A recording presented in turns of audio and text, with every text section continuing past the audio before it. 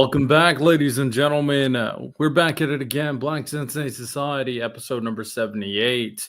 And today should be a very interesting episode. As always, a lot to talk about. New episode 2BRX was fantastic. New episode of One Piece started introducing Kuma's backstory, which a lot of people are talking about as of right now, and much more. Before we get started, gentlemen, how are we feeling? Feeling good, feeling good. I don't. I think I only said it on Discord, but like a good friend of mine, asked for. Damn, we lost Ty already. I'll say, Co- when he gets back. Uh, I'm doing good. How about you, Riddell? Hey man, we're vibing. Ties back. Busy per usual. But we're here. We're here. Ty, how Can you I feeling? ask Ty something? Because I don't think I'm wrong for this, but like a friend asked me for like a anime to watch with like a very. A friend asked me an anime to watch with like a very like loving story and stuff, right? Ty, I You said, said watch Berserk. Am I wrong?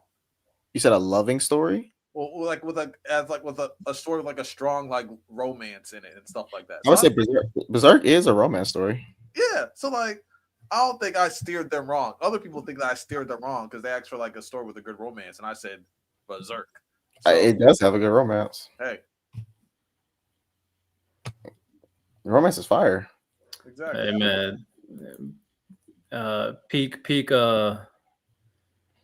Peak chatting, I'm not gonna lie. It does have a romance, but Berserk being the first series to come to mind is wild. I'm not gonna lie. Not the first time I come around, but someone asked me for a story with a good romance, and I told them watch Berserk. Miles, you're muted. You knew what you were doing, bro. Facts. Evil intentions. Also, as you guys can see, there is a new feature on StreamYard where you can show the chat on stream. I don't know. I don't know how we're gonna do it because obviously right now it's covering Ty, but depending on what's going on, we'll kind of figure out a way to do it. But shout out. Also, shout out everybody in the chat. Shout out everybody who is signed up as a member. As Ken said, members only video.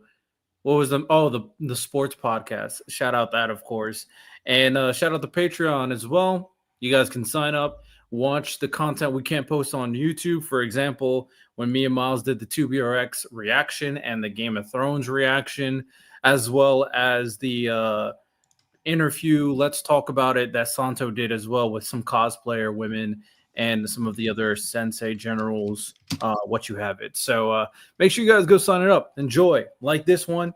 Subscribe to the channel. All that good stuff, of course. Miles, how you feeling?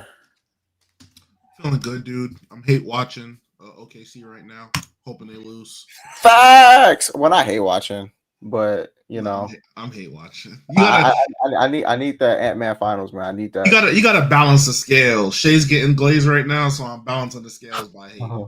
See, Well, the ant gets crazy glazed. I'm about to say because like As he should. both, both. But right now, like all the old Overlooking, man. all the old heads are glazed in Ant, so that's why I'm not like rocking with Ant for this series because like every single old head's like, oh, Ant. So I don't care about stats. When you start saying Shay better than James Harden and Kobe and all of them niggas, yeah, I gotta hate on you. Only fair. Shay, that is crazy. That is crazy. I'm not gonna lie. I don't care what stats say. Don't pull up no stats, Riddell. I don't care what the stats say. no. I mean, you already know. I'm already in the. I'm not rocking with certain Shay stuff as well. At the very least, though, Shay does have the elite MVP regular season performance, Sure. 60+ win, first seed 2 years in a row. Like at the very least, he's like already in the top 5 conversation. Now, before the playoffs started, people were trying to say he was better than Kobe. And I was like, what the hell are we doing? So I'm with you. Whereas Ant last year was saying that he was the baby MJ. So No. They said that for him, but he's shooting like Steph. So fuck MJ. He's shooting Steph efficiency on Steph attempts. He is. Feel me? He can create. He can get in the mid range. His decision making's gotten a lot better. Like I'm really fucking with Ant now. Fuck Shado. Yeah, but there's too many players on the Timberwolves I do not like. Really? Don't rock with Gobert. Don't rock with Julius Randle. Me neither. So bittersweet. I don't dislike Ant. Like I have nothing against Sweep. Ant. Who? Did you say sweep or bittersweet? Bittersweet. Oh, I thought you said sweep. I was about to say, that's nasty. Nah, I'm not crazy. And is not even a villain. He gets glazed as much as Shea does. You can't call someone a villain if they get this. People are trying to make him the face of the league. That's not a villain story arc at all. Hey, if you beat LeBron, you're a villain to somebody. Yeah, if anybody's the villain of the league, it would probably be like Jason Tatum. Jason Tatum. What? A villain? I'm No, he's not. The villain of the NBA is Dylan Brooks, man. Let's stop. No, the villain of the NBA is Nico Harrison. Chill out. Well, yeah. On Green. I ain't gonna lie, but listen, Loki, a hero now. He had a redemption arc. Draymond, an anti-hero. Okay. Lucas failures and all that stuff. He gave Nico Harrison a redemption arc. It's crazy. I was thinking like superstar, like out of like the top 10-ish players, or at the very least borderline top 10. I feel like the only one that everybody just does not like for the most part is Jason Tatum. KD. That's why I called him. He's not a villain though. I'm not saying his persona is the villain. I'm saying the fact that nobody likes him makes him the villain. No, I feel you. I feel like the closest thing to a villain. Oh, Ant went back to the locker room? He hurt? His ankle. No. Karma. Crazy karma. Karma. What? Yeah. You gotta do something bad for karma. No, I'm not saying for Ant. I'm saying for the Timberwolves. Why? Because they beat Luka? No, because Steph got injured in the first game. How was that their fault? I didn't say it was their fault. I just said Why karma. does karma kick in at the wrong times, bro? Karma, yeah. I mean, karma's a weird force, man. I didn't see the injury, so maybe he's good. So who knows? He's walking and everything. He looks fine, but he definitely tweaked it. He went up for a floater, and Alex Caruso guarded it, and he landed directly on his ankle. He gonna get that Jordan special stuff injection in that ankle. Yeah, that little. You mean the LeBron stuff? Yeah. No, you ain't seen Space Jam Jordan special stuff? Nah, I saw LeBron looking like Skeletor when he came back one summer though. Hey man, that LeBron stuff is crazy. That's secret. Hey, yo, put Luke. We need Luke on that. I need Luke on that, man. Watch. You gonna see it next year though. I need Luke on that, man. Hey, maybe, man. Maybe we'll see. I don't know. I feel like I don't hear like the European scandals as much as the American ones. So who knows? Maybe he buys in. Not my goat, man. He be using that stuff. Got to keep up that perfect physique. You know what I'm saying? 6'8", run like a train. Hey man, shout out. Nah, not shout out LeBron. I'm tripping. With that said, before we get into it, as always, we did a poll. Who had more aura? Because this was the big debate last time. Sung Jin Woo or Aizen? And the poll came back. The poll came back. 67% said Aizen. 33% said Sung Jin Woo. Our community knows ball, man. Our community knows ball. We were arguing that? Yeah, we were. Miles said he was last on the list. You said he was last on the list. Random refused. I'm just saying, like, about what? I guess I'm just trying, like, I don't even care about those two people. So I mean, there like, wasn't any like big time debate, but that was the biggest disagreement. You feel me? Like, I was like, dang, why would I would never sit down and have an Aizen and Sung Jin Woo debate, you know? No, I hear you. Doesn't sound like a very fun debate either. Like, you feel me? Hey man, that was the biggest disagreement, so I put it on to see what the people think. Our community's been locked in, man. They've been right on so many polls because they agree with me. So that's a big W. That's a big W. Of course. As long as we know where Sung Jin Woo belongs, that's all I'm cool with. I'm fine with that. All right. Before the first thing I'll say we can get into for today's podcast episode. Do we want to talk One Piece first or 2BRX first? One Piece. So One Piece, although it didn't have a chapter this week, it did have the first official episode of Kuma's backstory, as well as revealing that Garland has blonde hair. So these are two very interesting reveals for One Piece. One, because the fan base never knew like how sad Kuma's backstory is, so now that's going to be a big conversation. But also, the assumption is Shanks and Shamrock are related to Garland, but they both have. We're expecting Shamrock to have red hair. We actually don't know. And then Garland, the expectation was that he has red hair. So we're completely wrong. He has blonde hair. There's probably some very purposeful reason for that. So we'll start off with that. How are we feeling about Garland having blonde hair? Kai hit it on the head. It's absolutely disgusting. Very disgusting work. It just doesn't even look. It doesn't look right. It looks like Shanks with blonde hair. It looks so weird. Other than that, it's cool to see it being colored. I'm sure the little that we see at God Valley's gonna look cool as well. It's just off-putting. Their father having blonde hair. That's all. I agree, but I'm really just waiting on the God Valley episode. I think we should should we watch it on Twitch or something or Patreon? What y'all are calling the God Valley episode is only going to be like 6 minutes. I was just about to say that they literally go to Kuma. Yeah, it's not really about God Valley. It's gonna show Kuma and Ivankov and their little backstory. It's gonna briefly show like Roger and Rox and all of the major players show up. And then it's going to kind of cut to what we've usually seen, which is like the aftermath, just the end of it. They're not going to really dedicate much to it, but Kuma's backstory should be about 5 weeks long, 5 episodes long. Okay, fair enough. Yeah, it should be. I feel like maybe 3. I don't remember a backstory being long, like that long in terms of like episodes.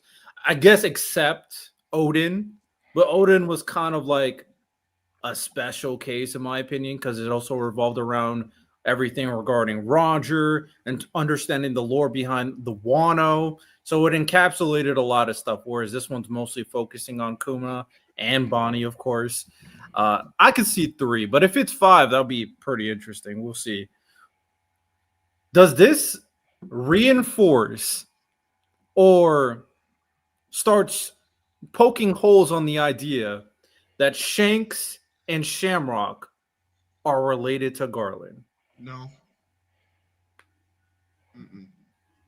That's The manga, Shamrock explicitly says Shanks is my twin brother, and he's explicitly said that Garland is his father.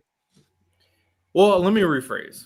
They're related. Does it give more credence to the theory that we proposed that they're not really related, but they're clones of Shamrock? Oh. I mean Garland? Clones of Garland. Clones of Nah, Garland. that's they pappy. I think that's their pops. I hope they're not clones. Yeah. At this Why would they be clones? But, There's a lot of cloning going on. We had a whole conversation. are you talking about like the Seraphim stuff? Like Stussy has a clone. Vegapunk has clones.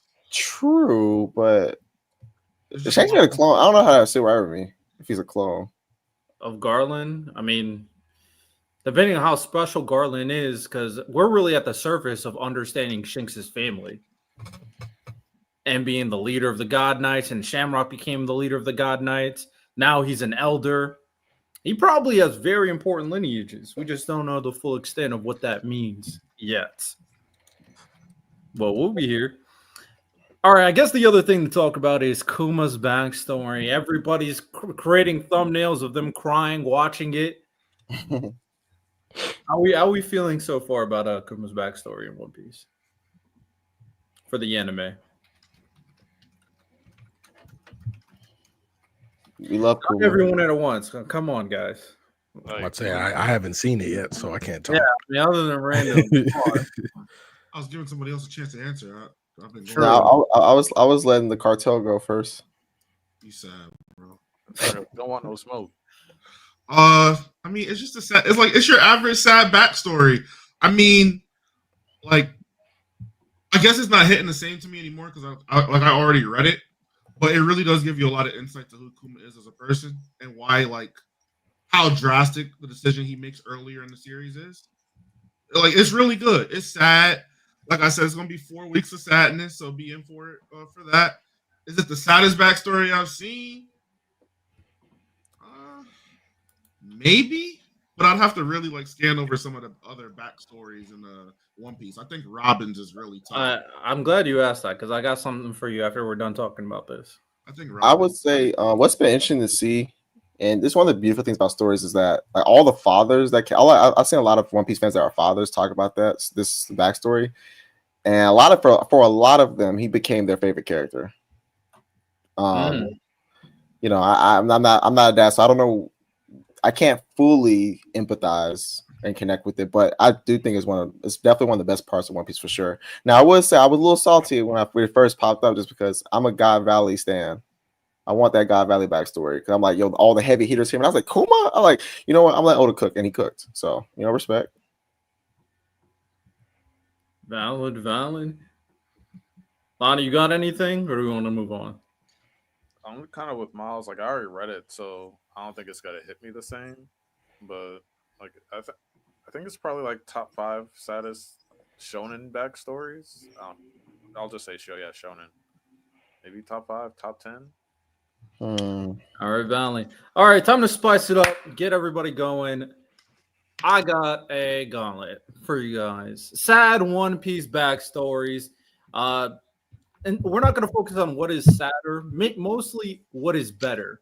Now, obviously, in order to fully talk about Kuma's backstory, we will be bringing up manga spoilers for this, but we're basically comparing backstories. Kuma's backstory versus these other backstories that are also extremely sad in One Piece, because that's what Oda be doing. He'd be cooking with that sad backstory to make you feel something for these characters. So, got a mini gauntlet for you guys.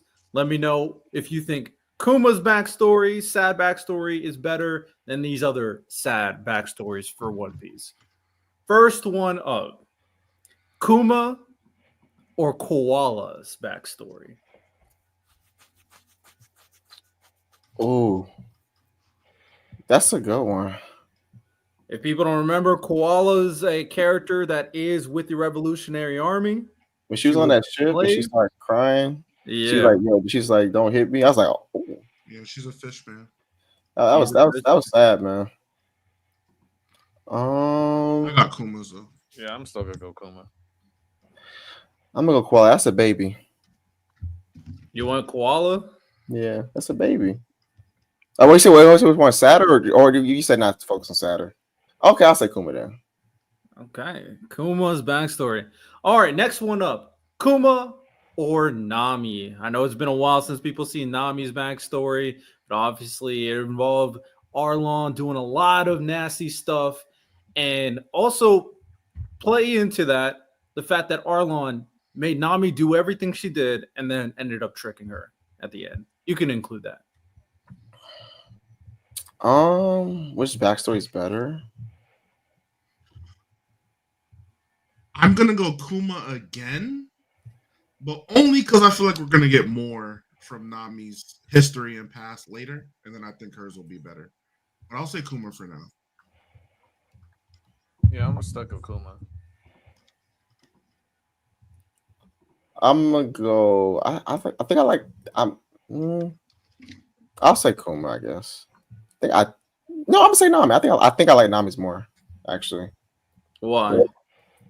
Why I like Nami's more? Yeah. Well, upon her introduction, I liked her more as a character. I think that the getting context to her, like her previous characterization, getting context to, I think that was really good. And I think Kuma's is good too, just because, like, for example, getting that perspective change on Sabaody.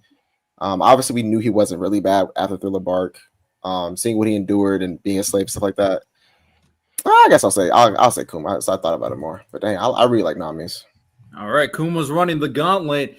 Next one up, Brook's backstory. And obviously take into account the fact that this man was alone for what, 500 years? I'm a Laboon stan. That's tough. Yeah, Which one's better? I'm gonna go Kuma. Being alone for 500 sounds so nice right now. Say that That's louder. nuts. What? Yeah, say that louder. I think, and you need to put some bass when you say that. What did you say? I mean, yeah. Kuma. Oh, okay. Lonnie, you can't be too loud. I'll say Kuma, but I'm a little Boone stan. Okay. I got Kuma as well. Lonnie? What? I said Kuma. Oh, okay. All right. That's 3-0. He's running the gauntlet. He's doing his thing. Next one up is Chopper's backstory. And this one obviously includes the fact that Hero Luck bit the dust. I still got Kuma. Dying is just not enough. His shit was like, I guess it does help that his was sad, but a lot of sad, fucked up shit happened to him too. It wasn't like some normal shit. His whole life was misfortune, damn near. You learn. Yeah, like it wasn't just like one big moment or one big event that happened to him. It was like his whole life. So are we? Or this is like which one's sadder? Which one's better to you? Which one's better? I just feel like all of the negative moments he had like contributes to that. Like he should be a top tier villain right now, but he's not. And like if this was a Naruto character, he would have been off the deep end for sure. What? No, that's very fair. He definitely had to deal with more. As for Chopper, was definitely discriminated against on the island. They thought he was a Yeti and all that stuff. And then it does suck a lot that you were trying to help the guy that finally cared about you and you accidentally poisoned him. Yeah. That gotta hit the hearts right there. I mean, it do, but like, according to what Miles said, if like Obito went through like 10% of what Kuma went through, like he would have been way, way worse. Like, I don't know. It's, Kuma it was just nonstop. Fair enough. All right, next one up. Kuma or Trafalgar D. Law? Mister, your entire village dies because of a virus. Then he's sick. I got lost. Sick. Then he gets recruited by Doflamingo. I got lost. Oh, explain. Let me hear, Miles. It's not. I don't know. I feel like he's connected to a lot of characters I care about. I like a lot of the stuff, like the background between him and Rocinante, leading up to his death. I like his contrast with him and Doflamingo. I just think he interacted with a lot more characters that I personally care about, and that's why I'm going to give him the nod. Like Kuma stuff has like a lot of events unfolding, but we don't really get an attachment to Jenny like that. Bonnie's still new. Fuck Saturn. Law's backstory intertwines with a lot of niggas I like. The whole entirety of the Doflamingo Pirates, damn near. Doflamingo, Rosinante. It even ties into Sengoku a little bit. Just a lot of different characters it touches on. $5 super chat. My Angie Carr. Kuma's life is literally a series of unfortunate events. This man got the Joker's origin story every day since damn near birth. Facts. True. Nah, he goes through it crazy. You're not wrong. Also, that just reminds me, I'm gonna put the super chat goal so we can drop the link after 5 super chats. But what about everybody else?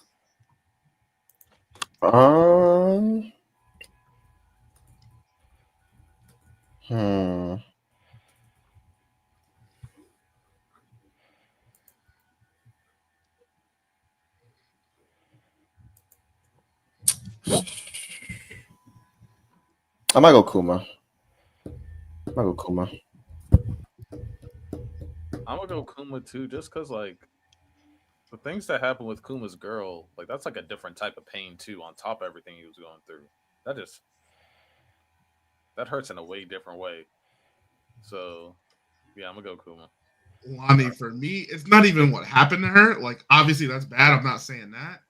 But then like raising the kid as a result of that like unholy union, that's a strong ass man, bro. He's strong. The fact that's a W father right there. Like the pill you have to swallow to be able to do that, though, like to come to terms with that. That's For sure. Yeah, that's heavy, man. That's heavy. Hey, Kuma got my respect for that. All right, two more. Kuma or Sanji. Now, you can include both backstories where he was starving on an island with the chef, and obviously the stuff that happened with Judge as well, where he was locked up, all that stuff.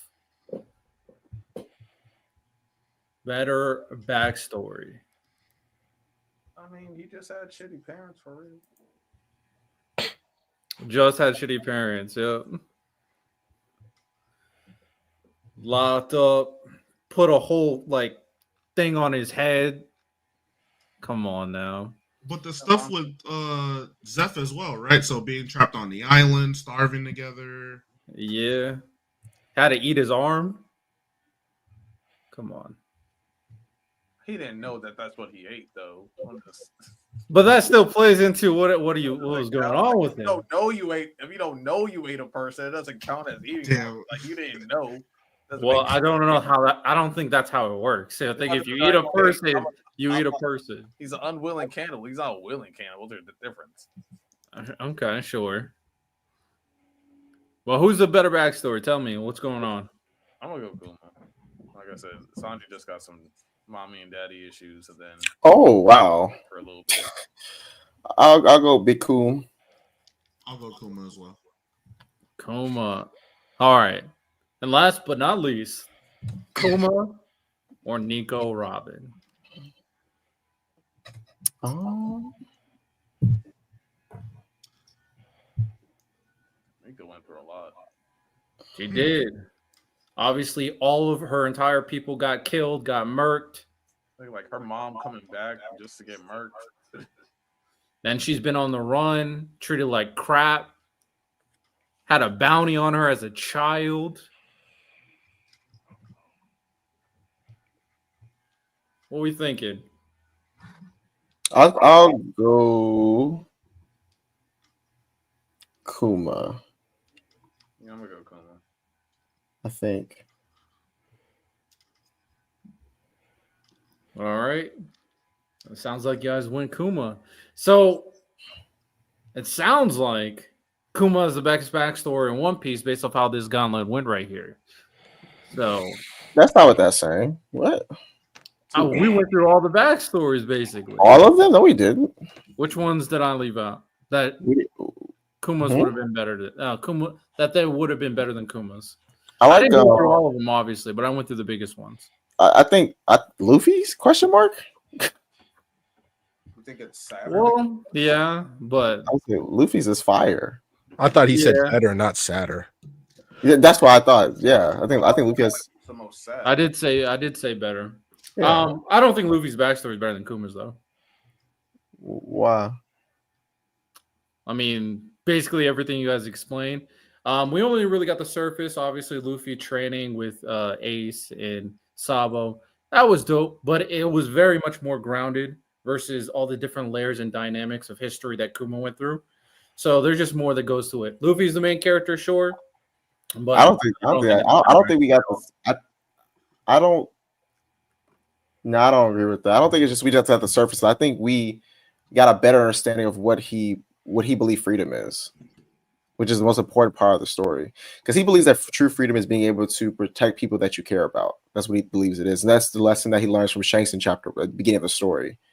And we get that because once somebody he does care about was killed, obviously an Ace, and so we get the context. Like for example, when Sabo dies, he says, "I want to get stronger," the same way he did with Ace, because he feels like I'm not the Power King if I can't protect people, and Power King represents the idea of true freedom. I think that's one of the most important. That backstory, honestly, from a thematic standpoint, is the most important. And I don't think that's just like, oh, it's just a surface. I think it helps inform us of what Luffy's belief of freedom is. That shit fire, bro. Yeah, I mean, it's good. It's a backstory. He's the main character for sure. I guess I don't see how it has. I guess I'm trying to figure out how does the Kuma story have more layers. Well, there's more things that happens to him. We get to see the growth of his character throughout with the different aspects affecting him as a character. So that layer of that individual changing and the different stimulus changing who he is what I'm referring to. Everybody else. Whereas Luffy, we got who he was at a very, very young child. We got some foundational principles, and obviously his relationship with Sabo and Ace, and some of his core ideals. But the story is mostly about him growing and seeing who he's become. We saw that entire journey from Kuma's backstory to see how he became. So that makes this backstory more dynamic. Usually, main character backstories, unless they're like older already, kind of like Meliodas, are not going to be nearly as dynamic with other characters because we don't know who they are once we meet them. Whereas the goal for a main character is us to not only find out who they are, but how the story evolves who they are throughout the journey. So yeah, I got Kuma pretty convincingly. I don't know. What do you mean by more dynamic? What does that mean? Well, when I'm referring to dynamic, I'm talking about how there are so many different types of things that play into the individual character and plays into how it affects the individual character. So there's a lot more variety so you can kind of get a full range of who that person is, how they affected by different things that happen to them. So it's that kind of variety of external circumstances that play into who they become. So you're saying like more, just different things happening? I mean, basically, that I just use dynamic as a filler word to kind of explain that. No, I got. I'm just trying to understand. No, that's fine. So if the question is, did more things happen to Kuma? Then sure, because we get a longer period of time. Yeah. So more things happen, but I don't think that means that the story is more Well, I guess if that's your definition, then I guess, but yeah, I don't know. That just means that I think just more time passed. But exactly, that's why I consider it better, because it has all that different things that happen to him. Honestly, I consider it just more time passed. I don't necessarily consider that the storytelling of it is better because we saw like more. Because I mean, the Luffy's backstory is a longer story. It just less time passes. So I don't know, but fair enough. So are you saying Luffy has the best backstory in One Piece? Is that your claim? I just think it's better than I don't think about it. I do think it's better than Kuma's though. Okay. Fair enough. Fair enough. All right. We can move on from the One Piece anime talk.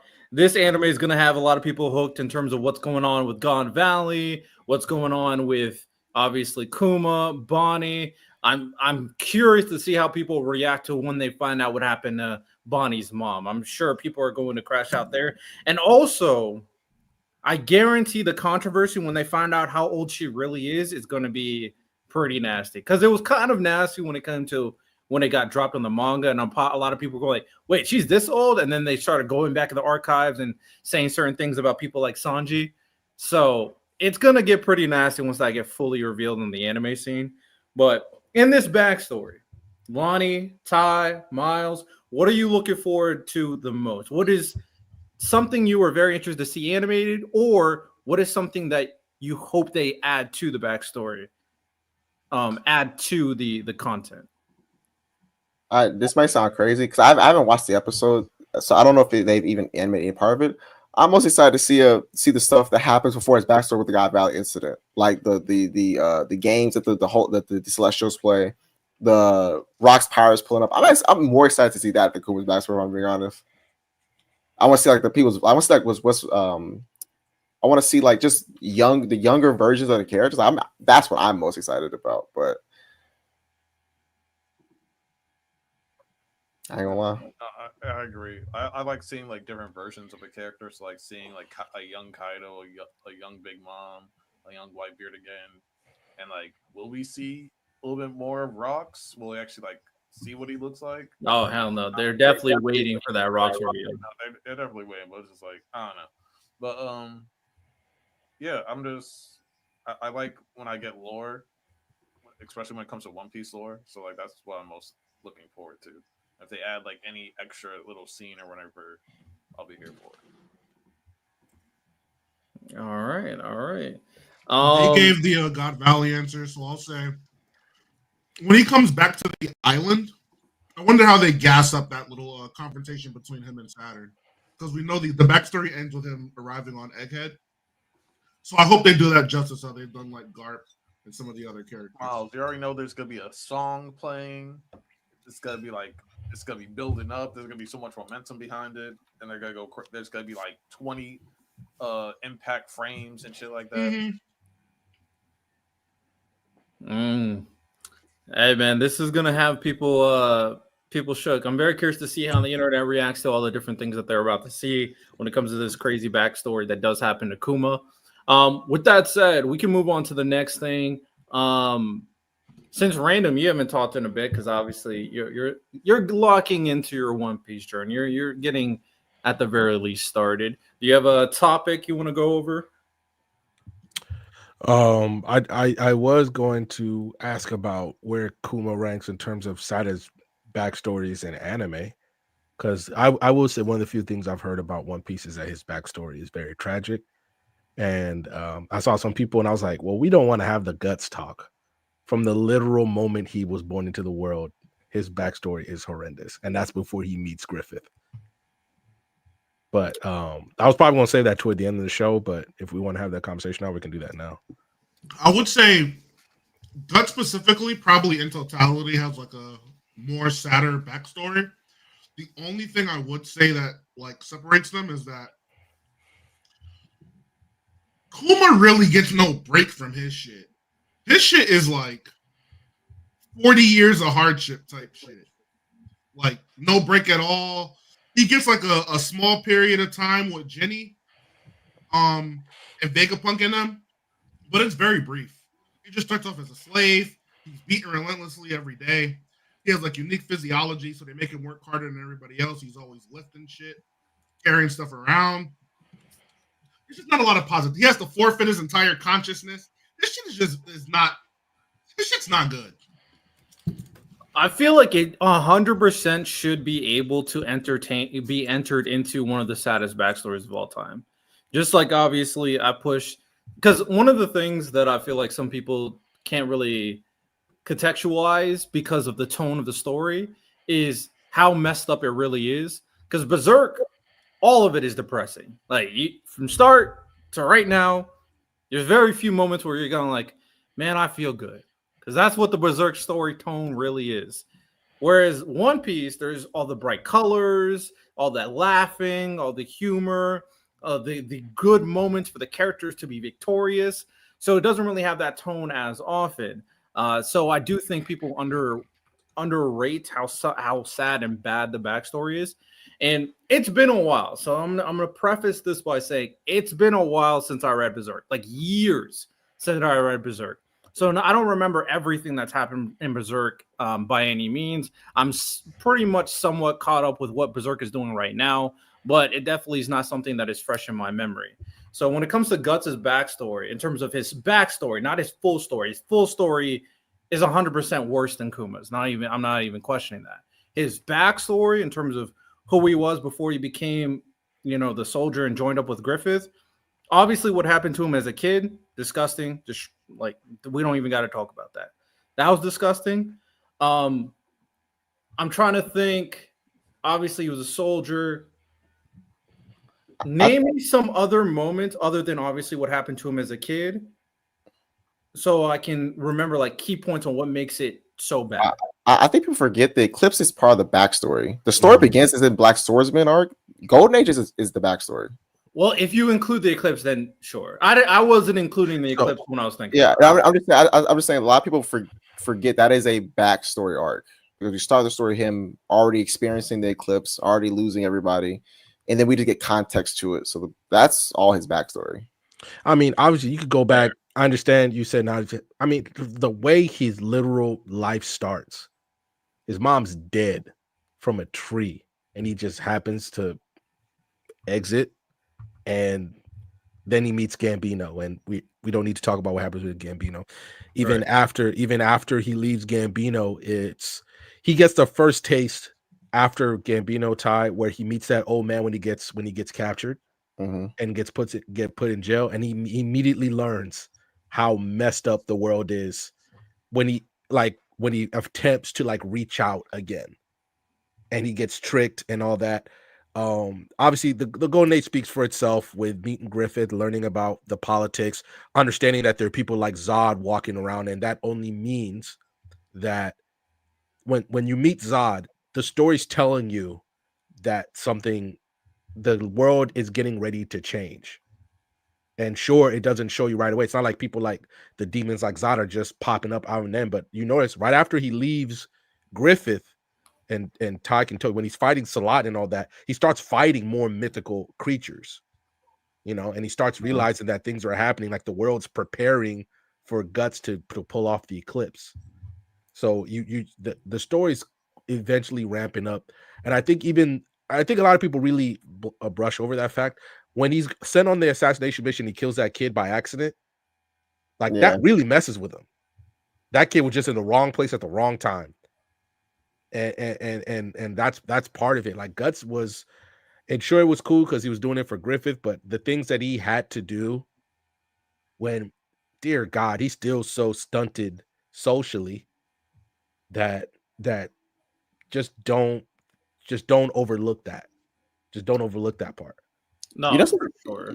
you know something crazy about it? Because I will say this. I do think objectively Kuma's life was harder if you just take into account everything he's been through. But I think that this is one of those cases where presentation matters. If we're saying about which one's sadder, like because it is a sentence story, you can just be a bit more graphic, a bit more. Yeah. You go into things a little bit more explicitly, more explicit content. So it's obviously like a little bit more harsh. Like for example, the stuff that happens with Kuma's wife. The reason why we actually saw that scene, it would have hit way it's harder. gonna hit differently. But one thing that's really like I think how sad Gus's life is and his backstory specifically, even his good moments are like trauma induced. Like his moment with Casca was he literally started choking her because he was triggered emotionally. Like you know what I'm saying? And one subtle thing I think that was it was so telling, and it ties back to him feeling guilty about killing his abuser. Like the thing about that, like Gambino was abusive to him, but Gus doesn't even view him that way. If you really think about it, he doesn't view Gambino as a bad person. Actually, like I don't think he really does, because he hasn't had any semblance of connection or love. That even someone like Gambino is what love looks like to him. We know that to be the case because after him and Casca are intimate, I don't know if y'all remember, but there's like this little narration where you see Guts holding Casca. You see a picture of Guts sitting on like this little tree stomp. And he says, and this is when he's laying with Casca, and they compare Casca to a sword, and they're showing that Guts, the way that he sleeps with a sword, he's sleeping with Casca, she's his new comfort. And he said he remembered a moment where Gambino gave him medicine after Gambino cut his face. And he said that this pleasant moment reminds me of when my dad showed me affection, but it was abuse. But he views it that way because he doesn't know love. That's fucking sad, bro. Like the moment I'm having with a woman I love reminds me of another intimate moment I had with my dad, but that moment actually isn't intimate. Like your dad cuts your face and gives you medicine for it, isn't intimate, but that's all he knows. That shit is sad, bro. Even when he killed Gambino, he did it by accident. Yeah, and it wasn't like like if everything works out, Gambino murders Guts in that tent, just murders him, and that's it. And Lord, obviously, we're not even talking story implications, what that could mean, but it's just like he just doesn't know. And even the act of Gambino, 1 gold, bro. Ty, 1 gold.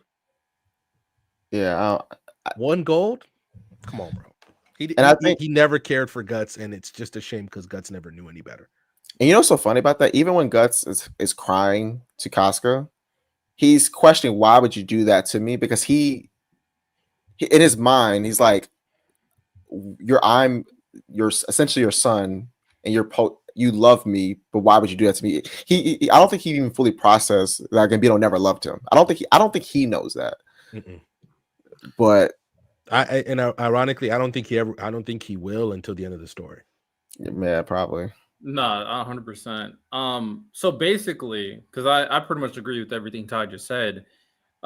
Basically, to kind of answer your question, Random, I do think Kuma's backstory is sadder than, not including the Eclipse, Guts' backstory. And when I'm thinking about like the saddest backstories in anime. Obviously, I don't have a full list right in front of me. I still think Meliodas and Elizabeth there's 100% up there when you take into the totality of what they've been through together. I would say Ymir from Attack on Titan, her backstory is up there as well because she went through crazy stuff. But it does compete with some of the saddest backstories in like anime history, like 100%. Yeah, I mean, I was just wondering, because obviously I haven't gone through the journey yet, but it's something because that's one of the few things I hear. $2 super chat by Angie. What's life? Whose life's worse, Kuma or David from Edge Runners? If David never meets that Kuma. girl, his life goes a lot better. Also, he made some very questionable decisions. Yeah, he kind of did it to himself. Yeah. Whereas Kuma had no choice. He had basically no free will from the start. I'd go Kuma. But just to end the whole Berserk Kuma talk, no, I agree with Ty. I would probably say that in totality, Kuma's probably gone through more, but at the same time, it can't be depicted the same way that Berserk can because of the tone. I would still say Guts is number one overall. Maybe not all of manga, but he's definitely above Kuma. But I think it's a lot closer than you might realize, random once you start reading. I got you. By the way, I did start reading One Piece. I'm only a couple chapters in, but I'm gonna attempt to read as much as I can, and then I'll supplement the rest with watching it with Miles. So The Ty, journey I'm begins. trying to make sure that because you basically like just read it, and I'll say I'm sorry, I'm not reading that much. I got too much crap to read, but I'll try my hardest. But it's quicker to read it than watch Way it. quicker to read it. It's not as much as you think it is. Especially once you get on a roll. I won't go that far. 1,000 chapters. Like I can't imagine. I would be like, I'm trying to read Tower of God, and it's taking me a while. So I'm not gonna say all that. But there's no way you're catching up anytime soon if you watch it. Santo is a special. I don't know how he's doing it. I'm gonna be honest. He's crazy for watching all that anime. That's a lot. All right. Next thing up that we got for the docket. 2BROX recent episode 7 of 2BROX was an absolute banger. It has been delivering time and time and time and time again with some just great content. We are done with the East Soul arc, and now we're moving on to Lucky Cyan with, I think it's fair to say, this was a villain origin story that we got in these recent 3 episodes.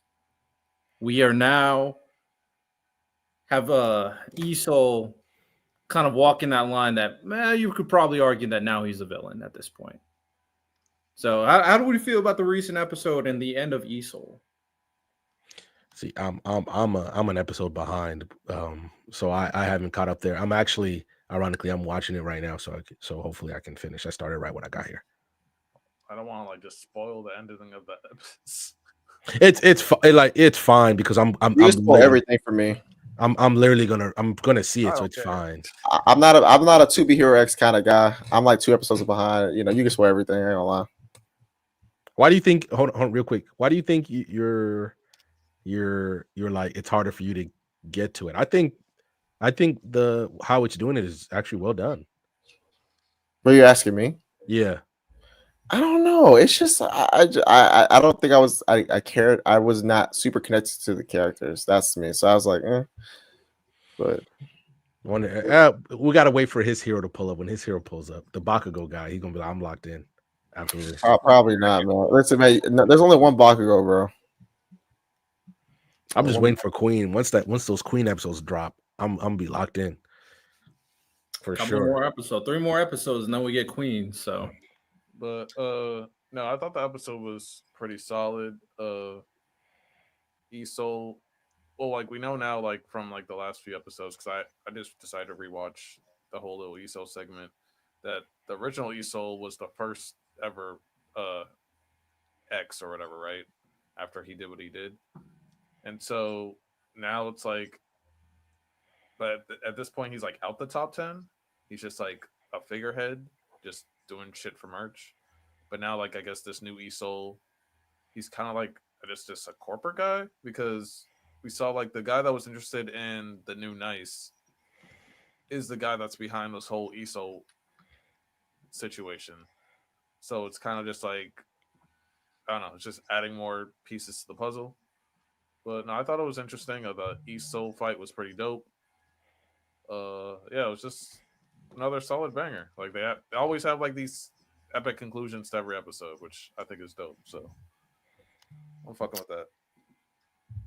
Yeah, 2BRX absolutely cooked. Episode 7 was great. Me and Miles reacted to it and then dropped the reaction on the YouTube channel. Hope everybody's enjoying that one. And it's funny when we were talking, the moment that old dude popped up. Now, initially, I'm not gonna lie, I'm not gonna make it sound like that was completely correct about this theory. Initially, I was like, this guy sus. He's more than he seems. I try to speculate that he was the old Isol. Now, once I started watching episode 7, and we reached to the point where the new Isol, who is crashing out, and we've definitely been calling, this guy has peak crash out. This is embedded into his soul. He was crashing out, and we also found out that the reason why he couldn't save the last guy, because I was like, bro, how are you not fast enough to save him? It's because he hesitated. He thought about the fact that he asked her out, and he hesitated and did not want to save him in that one moment. And then that came full circle in the fight against the new old Isol, where he goes like, I'm never hesitating again, and then goes out and kills the old Isol. So, dude, peak crash out for sure. And when it comes down to the old dude, and me and Miles were watching it, we were like, once he basically said that I'm going to help you kill the old Isol, he immediately gave villain vibes. I was like, nah, that's weird. That's strange. And now, compared to the first 4 episodes of 2BRX, where we didn't have a figurehead of like who's the bad guy, now this guy might be like the bad guy. And since we know the first 4 episodes is the ending of the anime, this guy can be having heavy influence moving forward for each hero that we meet. And I think Lonnie said it before, and I definitely co-sign it. How this kind of encapsulates real life society is brilliantly done. And I go a step further, because Lonnie brought up the capitalism aspect, but even more so, I think it just perfectly embodies this kind of social media era where people constantly want the new thing. Content creators are constantly trying to feed into their wants and needs. We see this with like different niches too, where everybody's old, tired of the old guard. Hey, I don't want you there anymore. I need the new thing. They get super fickle and they just want this new thing constantly. 2BRX, man, they're cooking. They are absolutely cooking. Doing some great stuff over there. I don't think I would ever want to live in that world, Loki. I understand, like, but the idea that you need like the trust value thing, the fact that it feels like every power comes with a price, and that's before the capitalism gets involved. I want no part of that world. I'd thrive in that world, but you become a little sheep to the fans. No, I gaslight the fans. It's probably what some. There are probably like a few heroes that we haven't met yet that might be misleading or whatever. Lying to the fans, pretending there's someone they're not. Is that what you're gonna do? Yeah. Okay. Give them what they want. Give them what they want. But I get what I want. No, but no, I think it's going. I think Project is going in a solid direction. I do wonder if they're gonna continue after this season, because like it could just be a one-off, which I'm perfectly fine with. I heard that season 2 has been confirmed, and that season 2 is going to be a tournament. I'm down for that. Yep. I think they could make a magnificent tournament arc. Yeah. The Ling versus Isol, we hear, because it looks like he killed Moon, and we don't know why. Yeah. That's a damn shame. Weekly anime that we should talk about real quick. Oh, I wanted to give hold on, let me catch it. I wanted to give Windbreaker a lot of love. Windbreaker has been cooking. I understand that it's being overshadowed. And obviously I think it started off the right way with the fight from the last season instead of trying to do something else. The fight was great. The each character's motivation so far. I'm so interested, real quick, with the second in command. That dude who got the Chinese flow. That dude, bro, I wonder how strong he actually is because I feel like he's holding back all the time. Plus, he has this air of mystery around him that I think would be very interesting because I think him and Sakura are going to fight at one point. That's how I feel. Plus, you get to meet more of the second year captains, and they handled a. I know it's an anime trope about the guy who dresses like a girl. I know it is, but Windbreaker handled this one with such class that it should be absolutely commended. Now, the last episode, good fucking luck with how you ended that episode. That last episode, but it should be very commended. And I think Windbreaker does these things where they tell this little episode, especially in the second season, where I guess I should put a spoiler up for this, but they help out an elderly couple, and through that you learn about one of the captains and how they accepted that captain and how he wants to live his life and how important it is. And there are points where I'm not going to say you're going to cry, but you definitely feel emotion, especially when that captain starts kind of freaking out about what's going on with him. So I thought it was very well handled, and it's really doing a lot for Sakura's character with how they're building him up as a character in that one where you notice how it was maybe a joke in the first season where he literally cannot show any emotion. Like anytime something good happens, he just kind of breaks down and freaks out. But now they're actually putting some weight behind it to show why he's that way and how the class responds to Sakura. I think it's very well done. And I don't know if you guys are locked in, but you should lock in. Despite the big ones, Windbreaker has been absolutely great. Yeah, I mean, I read the manga, so I already know exactly what's going to happen in this arc. I wouldn't phrase it as anime trope. I would say more so it's just highlighting a different type of person that is doesn't really get highlighted a lot in general. Which respect, and the way they do it, they're just showing that this person has their own identity, and like you said, that person's also going to have a very good backstory that I do think is going to resonate with a certain population and demographic of people, as well as being a dog when they're fighting. Because bro hasn't thrown a punch. Riddell hasn't thrown a punch yet, and I'm so locked in with him. And the only reason I said trope is because that's how it's always presented by anime. That's how it's always presented. So trope was obviously the wrong word, but to see one where they're like, where they just talk about it and they say, look, this is what this happens, and they just happen to find the right person, and you really get all the angst that he has as a kid and all that. They handled it so well that legitimate American Western media could watch that episode and say, we could learn from this, because a lot of people messed that up, and you could tell the author really did it right. The anime, I've read the manga, so maybe you can ask, but the anime really did it the right way. Yeah, for sure. And I do think a lot of the things, because after this, I believe is the tournament, the big showdown. That will be their peak arc. That will be the arc that like everybody's like, yeah, Windbreaker is one of them ones because they're about to fight like crazy. It's definitely good. I don't know where they are in the anime exactly. So they just went to the city and they ran into some singer who was being chased by somebody, and then they rescued him. So that one's like, because it was Sakura, Suo, and the kid who writes a lot. What's his name? Kirei or something. Even though he did get a little action, which already makes him better than Takamichi, and that dude ain't thrown a punch yet, but he did get in some action, and it was cool because Kai said it. Suo, when him and Sakura, when they throw down, at least how I feel, it's gonna be amazing. Yeah. From what I've seen in the manga, Suo's gonna have a big fight. I don't think he fought. I'll say he might fight Sakura later on. I don't know. I haven't read the manga in a while, but he does have a big fight where it kind of unlocks his potential in the next upcoming arc. I think out of all the fighters, I think Suo.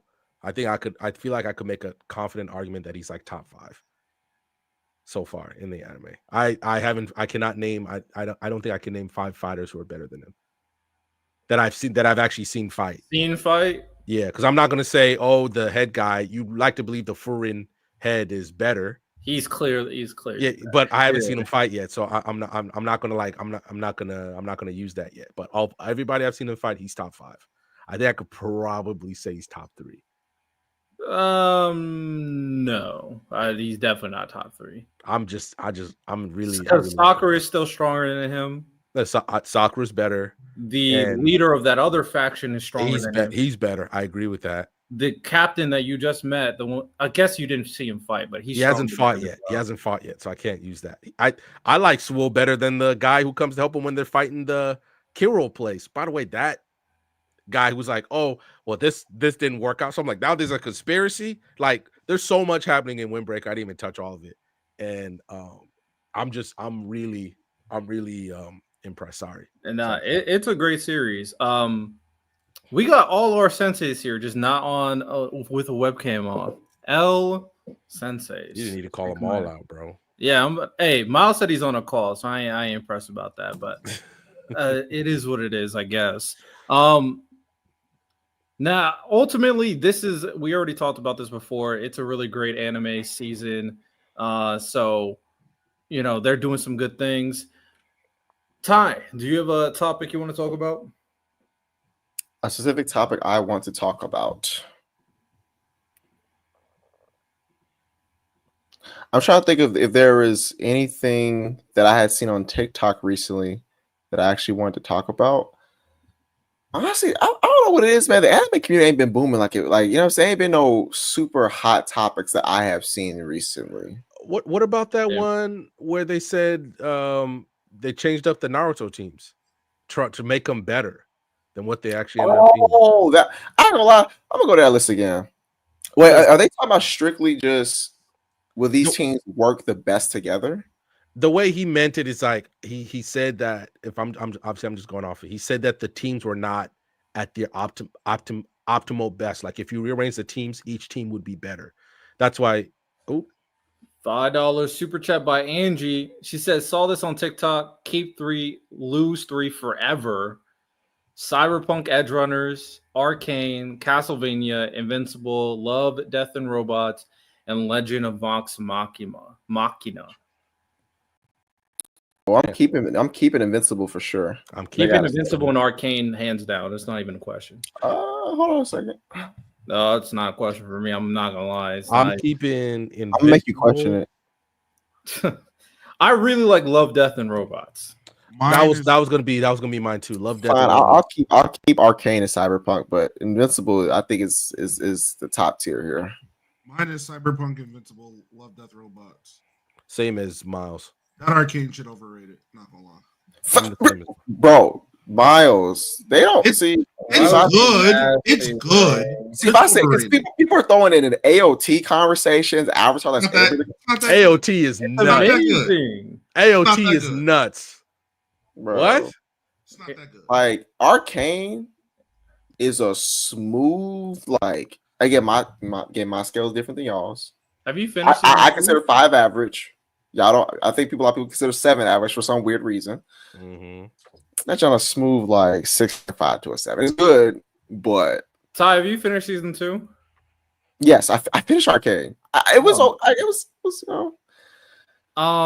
yeah, I just vehemently disagree. Although I don't think it's AOT level by any means. What would you rate out of 2? I'll give it a solid. I don't like using halves. I'll give it a solid 8. What's another 8 series? Another 8 series for me. Did everyone answer this? Yeah. So far. What would you rate? What would you rate My Hero? A solid.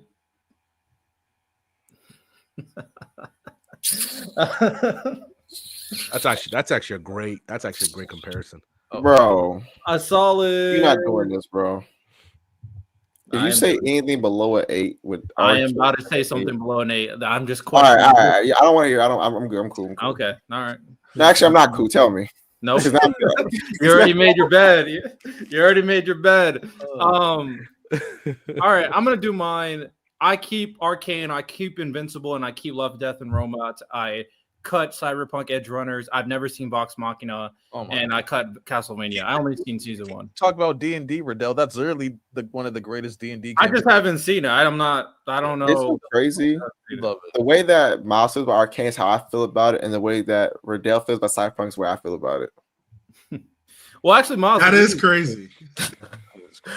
I think they're both just like cool. Like I don't know, man. I didn't see it. I didn't see the vision. I thought they're both like, oh, this is good. Not kept it moving. People say it's the best cartoons ever. I'm like, all right, man. No, but I'm keeping Vox Machina. I'm keeping Invincible, and then I'm keeping Arcane. Yeah, I'm keeping Arcane.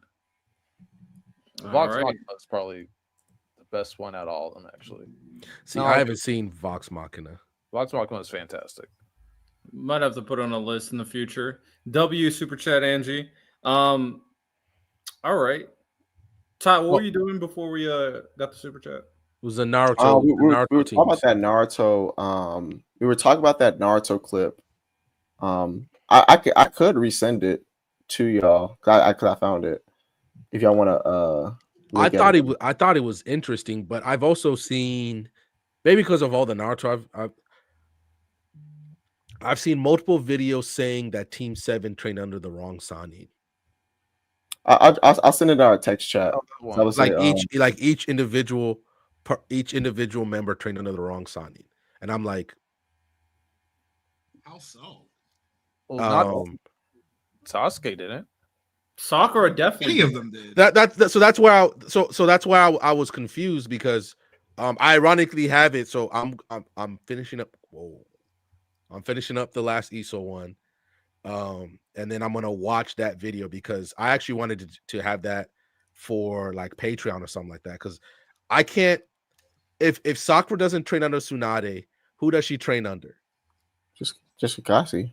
Yeah, just Kakashi. Yeah, because none of the been able to unlock her like Tsunade did. I mean, yeah, obviously, yeah. None of the like, what would Jiraiya do with Sakura? For real, he'd give her some. He'll give her some shit. I ain't gonna lie. Like, he'll give her some shit, but like, I don't know, because I'm like, how many jutsu? She has good chakra control. I just don't know if she could use Sage mode. And does she have the chakra for that?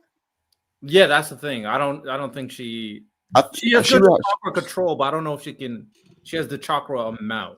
Yeah, that's why I'm at. She can do the She could do the summoning jutsu for sure. Yeah, for sure. I honestly, in theory, she could do Rasengan because Rasengan is not a wind style jutsu. Rasen Shuriken is the wind style. So in theory, she could learn. So she can learn Rasengan and summoning jutsu. Now she wouldn't be able to obviously use it to the extent Naruto can use it. Yeah, but she would force her to be smarter. But she probably would need clones for it because she has good chakra control. So. Facts. She might be able to use it on par-ish to like Konohamaru, maybe. Yeah, was how he uses it. But yeah, Tsunade was the perfect teacher. I don't know why that's an argument. Sounds like somebody tries to make an argument just to make an argument. I sat there. I was like, I want you to sell me what happens with, like, obviously I focus on Sakura, but Orochimaru and Sasuke are so intertwined. Like it don't like he just run into Jiraiya when he's running away from the village. Or Tsunade would like it just didn't make any. I feel like you have to change multiple big parts of the story to make that work for you. And at that point, you're writing a fan fiction. You know something about that? Because a lot of people always question like who's like the best sensei, and a lot of people do pick Orochimaru because Sasuke came back from that time skip like stronger than Jonin. Like bro learned he's a master swordsman. He had crazy stuff with Chidori, summoning jutsu, all this crazy stuff. But how much do we attribute that to him being a genius? Because he is a genius because he has a Kekkei Genkai. He's from Uchiha. He learns things fast. How much did we give? Because I feel like it's probably harder to train a Sakura than it is Sasuke, obviously, because of he's a genius. He's literally a genius. Well, like he does have like a cheat sheet with the Sharingan. Like he just has to like see something to like Yeah. understand it better and stuff like that. But at the same time, Orochimaru did give him the tools to access all that information, all that jutsu and stuff like that. So Yeah, I'm guessing Orochimaru taught him swordsmanship, and I'm guessing Orochimaru obviously taught him how to master the curse mark, and then Orochimaru definitely taught him summoning jutsu, so he can obviously use the snakes. As for like the Sharingan, I mean, I think that's all like genius and everything. I mean, ultimately, I agree with you. I'm just kind of pointing out some things Orochimaru did that nobody really actually explained, but you can kind of allude to it based off how Orochimaru fights. So, but you know what? With the swordsmanship, he can literally just watch Orochimaru do swordsmanship techniques and then just learn it just by watching them. True. So does that mean he maybe I just can't remember. So when you see someone with a Sharingan, you automatically perfectly pick it up. So if you see LeBron do a 360 windmill dunk in his prime, you're going to be able to do a 360 windmill dunk like you're LeBron in his prime. Not necessarily. You have the physical attributes to pull it off. Yeah, about to If say, because with the Rock Lee training, he could copy Taijutsu, but Kakashi explained that he needed his body to keep up. So he had to build his stamina and endurance. Okay, but he did it in a month. It took Lee years to do that. So as long as you build as far as Taijutsu and stuff, but other stuff he can just learn it. Like so that changes my because I was like, this motherfucker just that changes how I look at the Sharingan then. Okay, that makes sense. So I just missed something. By the way, this is awesome to have Naruto conversations with y'all. This is amazing. For real. also, he can't copy like Kekkei Genkai, obviously. Yeah. Because I mean, you see it with Kakashi. He was able to immediately in your favorite arc copy Zabuza's water dragon jutsu. Yeah. But okay, another question. So if you just steal some Uchiha's eyes, you kind of fucking nasty now? No, not necessarily. Because it's still since it's not the hold on, I'm doing working what you call it at the same time. Since it's a Kekkei Genkai, there's obviously drawbacks that are associated with it. So the reason why Kakashi has to keep his eyes closed is because he's unable to deactivate it, or keep it covered rather, because he's unable to deactivate it. So there's a constant stamina drain that comes with it. But and then obviously you couldn't use like the special techniques that some innate Sharingan have. But as far as like the kinetic acuity and all of that stuff they mentioned, the vision, precognitive abilities, copycat stuff, sure, but not the more advanced stuff. Like you wouldn't be able to use like a Matarasu or anything. Yeah. But like, wouldn't that make the Uchiha even more of a target? They are. That's why Danzo did what he did. Danzo a freak. Fuck Danzo, man. How about that? No, for sure. Straight scumbag. But that man just was collecting Sharingan. But my only thing is like the other maybe I missed something. The other freaking villages should just be constantly fucking with the lead, like attacking and shit. Then if they have that kind of cracked fucking family, what do you gotta fight the crackness though. They have to go. You have to be strong enough to deal with them. So, like, if you're talking about the time when the Uchiha existed, not only would you have to deal with them, but you still have to deal with people like Tobirama and the Hyuga, and the Anbu. It's not like you could just come and do whatever you want. The Leaf Village also has the Nine Tails too. So is the Leaf Village fucking OP? I feel like it's the strongest village by far. Yes, village. It always has been. It's like America. it's number one.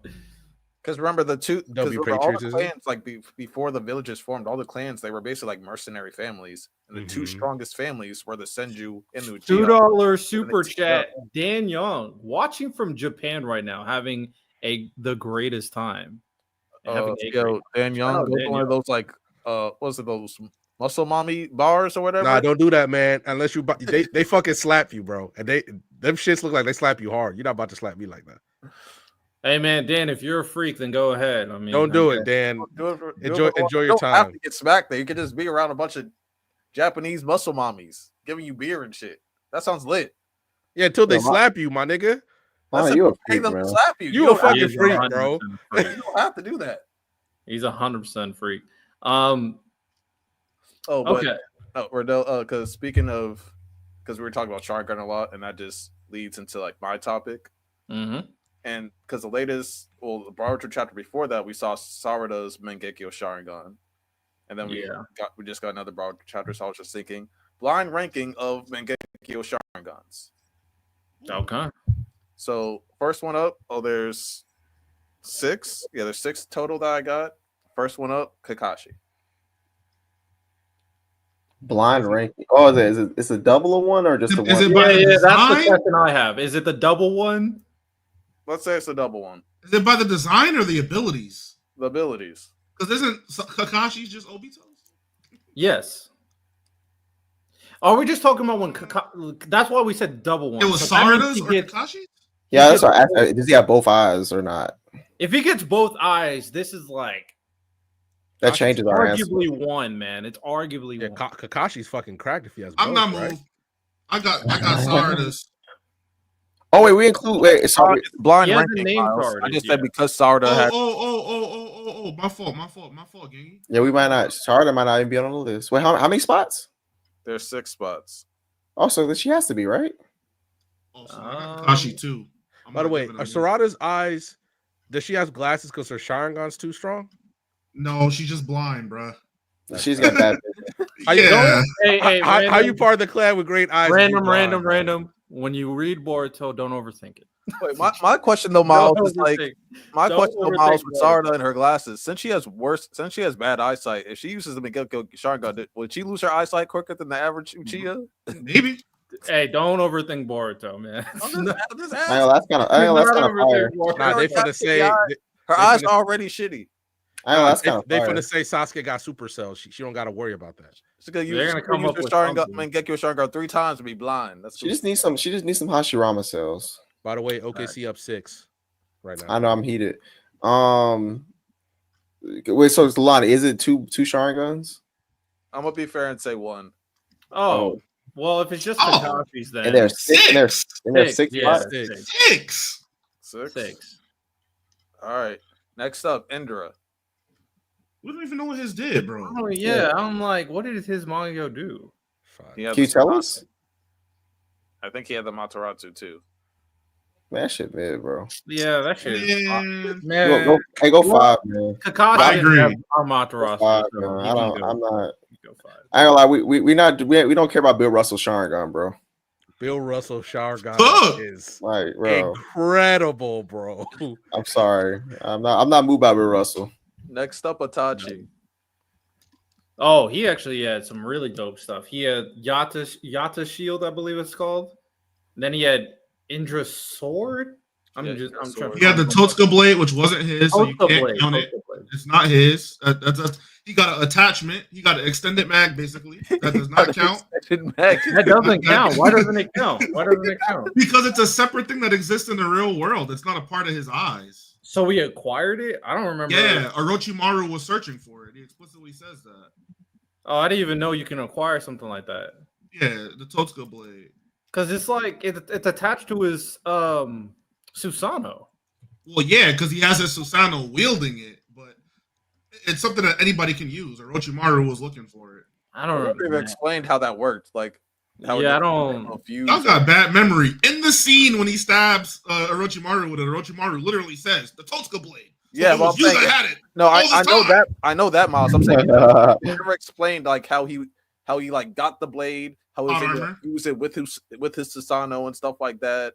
Like he didn't summon it; it just came with the Yeah, That's what I'm saying. Like they never just dove in. Like, oh, he found this mystical blade that Orochimaru was searching for, and he then fused it with his Susanoo. Like they never like dove into Because how that I happened. kind of assume, Lonnie, that it's kind of like Amaterasu. Like everybody knows the Amaterasu. Some Uchiha can use it, some can't. So I just assume that this is just one ability that Itachi has. Oh, bro. No, I Yeah, knew that he because I remember saying like he's been searching for the blade, but I was just like, wait, so how did he find? I it? mean, he could be searching it from another Uchiha. I would say I think it'd be a situation where he's trying to find Uchiha with those eyes so he can take them because he wants the Sharingan. That's what I'm The thinking. only Uchiha he was ever searching for. We see like because Madara Susanoo has a sword, but it doesn't seal anything. Like Sasuke's arrows don't seal things, so it's like, but Itachi's does. So how did he? I don't know. They just never like elaborated. All right, Hey, man, I'm personally going to give Itachi his extended mag. Yeah, I think it's totally fair. Yeah, I think it's totally fair. I'm gonna give him an extended when mag. we see him use it. Y'all giving them the switches now? Y'all sad. Yep. I'm not making the list, but that's on y'all. So Amaterasu, Tosca Blade, Yata Shield. I get outvoted then. That's fine. Nah, Miles, I'm rocking with you. Nah, bro. I need that to be a part of the original kit.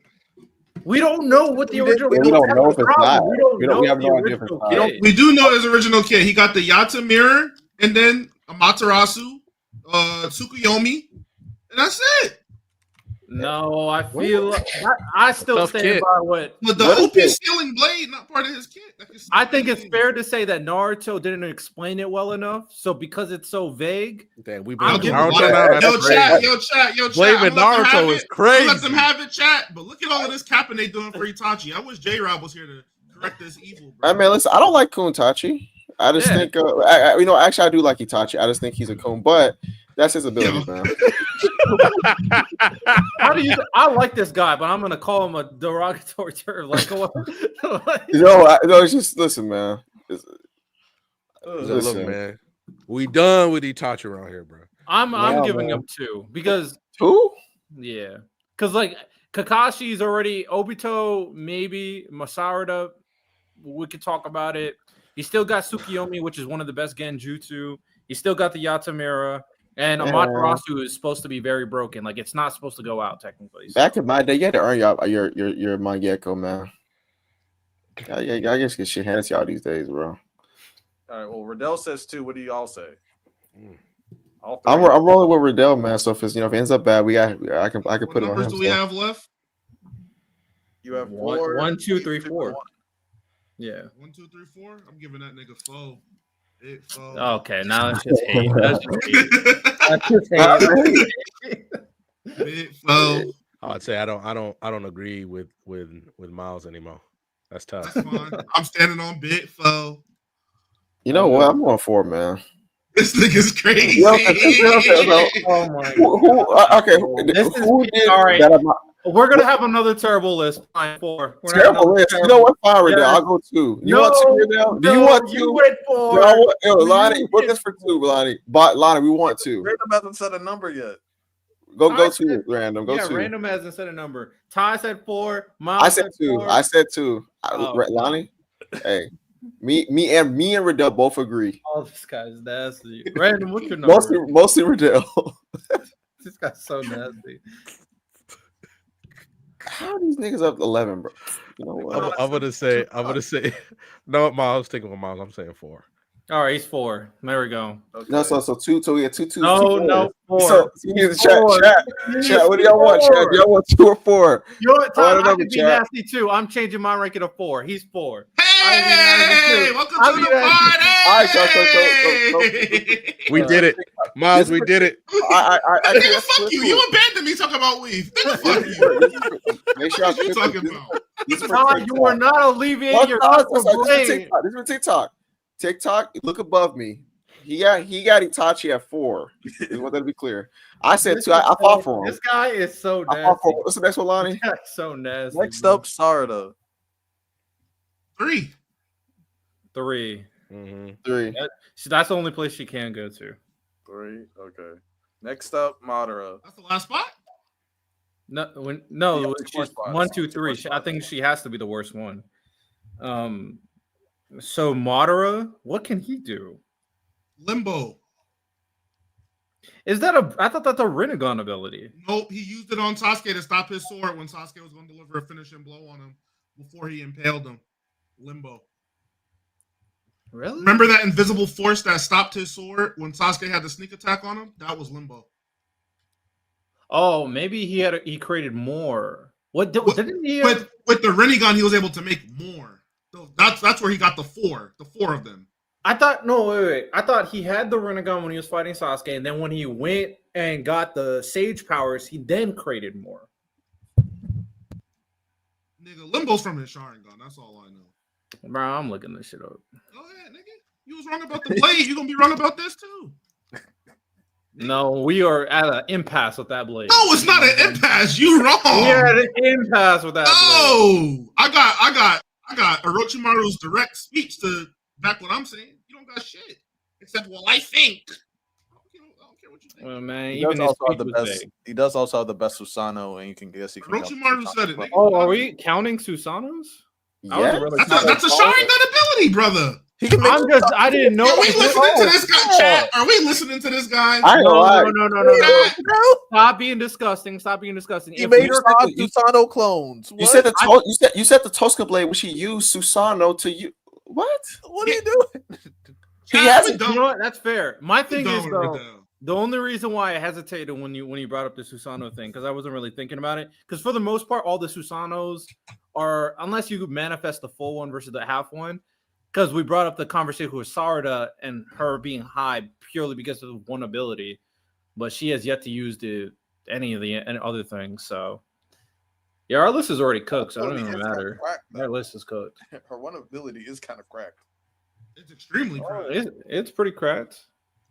Unnecessarily cracked, I would argue. Stronger than Madara with it. So come on. Man, those tree monsters are suspect. I'm be honest. Now they suspect. Hell yes. Because you don't like them, they suspect. You're not Oh man, I haven't been liking them since the beginning. What you mean? No, y'all weren't complaining when their Chakra Jesus showed up. Now don't complain now. Who Chakra Jesus? Kaguya? I was complaining about Chakra Jesus. I did not like Kaguya either. I meant Himawari. All right. What do we? You said Madara. So we're questioning whether he has limbo, right? Why don't y'all vote on it? I'm trying to figure out what exactly he could do because other than the Susanoo, Who do y'all think is number one? Do y'all think Obito's number one? The AI is smart. I mean, with only one Sharingan, even that's I don't know. On the list. This list is fucked. I'm gonna be honest. That shit's fucked. I'm gonna keep on looking. Y'all can discuss them on yourself. Who do y'all think is the best Mangekyo Sharingan in the story? With both eyes, I do think it's Obito. Well, considering he has one, who do you think is the best one? Then it's so tough. Riddell, the AI is telling me that it's all ambiguous. We don't know what that nigga shit doing. This shit just That's what I'm talking about, bro. I don't know what the fuck this motherfucker does. Oh man, this list is fucked. That's what the AI said. It's ambiguous. They don't know if Limbo is Rinnegan or Sharingan. They don't know nothing. AI don't know shit. Every Mangekyo has like a special ability. So I'm gonna give him Limbo. I don't know if I want to give him. Every single one literally has a special ability, so I'm giving him. Because I think from what we've seen, I think Sasuke's is the only Rinnegan that has an exclusive ability. Nobody else can do it. The teleportation. What? That's the ability. The teleportation. Well, the swapping places. Yeah. Yeah. That's what I'm saying. Nobody else has an ability like that in their Rinnegan. The Sage of Six Paths didn't have it unless we weren't showing it. Kaguya didn't have it unless we weren't showing it. Who else had a Rinnegan? None of the Pains had it unless we weren't showing it. Unless you count the abilities that Nagato gained. Which ones? All of them. But Sasuke gets all of those too, so it's not like it's exclusive or anything. Oh, exclusive ability. You said what? You're referring to exclusive. The only other thing you can say was Sasuke. Yeah, because that's what we were. The Sharingan clearly has exclusivity among the eyes. Everybody gets something different. Well, I mean, I feel like then at that point, I mean, I hear what you're saying because you're trying to make a case that maybe that works the same for Madara, and maybe Limbo is his exclusive Sharingan ability, not the exclusive Rinnegan ability. But like AI said, it's ambiguous. It's ambiguous. We don't fucking know. There's one Mangekyo Sharingan we probably left out, and that's probably Shisui's. I think that probably is a strong argument. Overrated. It had a very unique ability. I'm trying to remember everything he could do, but the fact that you were able to use it to revive it, like break Itachi out of the jutsu, was pretty dope. Other than that, I don't know what else it did. Itachi is the number one Sharingan. We fucked up. I don't know what to tell you. We cooked. This list is cooked. We're done. Obito Sharingan. I said put him at 2. Years. Obito Sharingan. Years. But he's not getting 2. Lonnie said. So why'd you put him at 4? Stop! Stop! Why would you put him at 4? Obito's 1 clears Itachi. Obito's one eye clears Itachi. What? Okay, that's crazy. He gets intangibility. He gets transportation jutsu, and he can make shit disappear at a close range. You don't get a Susanoo. You don't get a elite Genjutsu. You don't get. We saw Itachi use the Susanoo one time, and it was incomplete. And y'all moved by that. He had a bunch of augments to make it work. Susanoo. He had a bunch of augments to make it work. He didn't even have a perfect Susanoo. He was dying, Miles. He was dying. He had some. And no, it's not because he was dying. It's because 1, that nigga did not have EMS, and 2, that nigga was too invested in getting some attachments instead of working on his skill. 5-pound super chat. Kakashi at 6 is crazy. He could snipe people's limbs off from just looking at them. Madara ability could rewind time in storm games. Oh, I haven't played that many storm games, so maybe you're right. I don't know. Kakashi was at 6 because he only had 1 eye, because Lonnie said he only gets 1 eye. So this list is cooked. I just don't understand why you put him at 4. This man. It doesn't make sense. This man tie. Oh. It's that you just retaliated with him at 4. You could have kept. You could have stood on your guns, kept Metu, but you didn't believe in yourself. Hey man, we got the objective best Sharingan list out there. If you don't like this list, man, probably we don't even know who number 1 is. Who's number 1? It don't matter, nigga. Who number 1? Okay. So gonna be nasty, aren't you? A BSS blind rankings for Mangekyo Sharingans go Kakashi at 6, Indra at 5, Itachi at 4. Thanks, Riddell. Sarda at 3. Yo, Lonnie gawking time now with the gaslighting. Yo, gawking is nuts. Why are we gaslighting? No, wait, tell me. It is objectively your fault.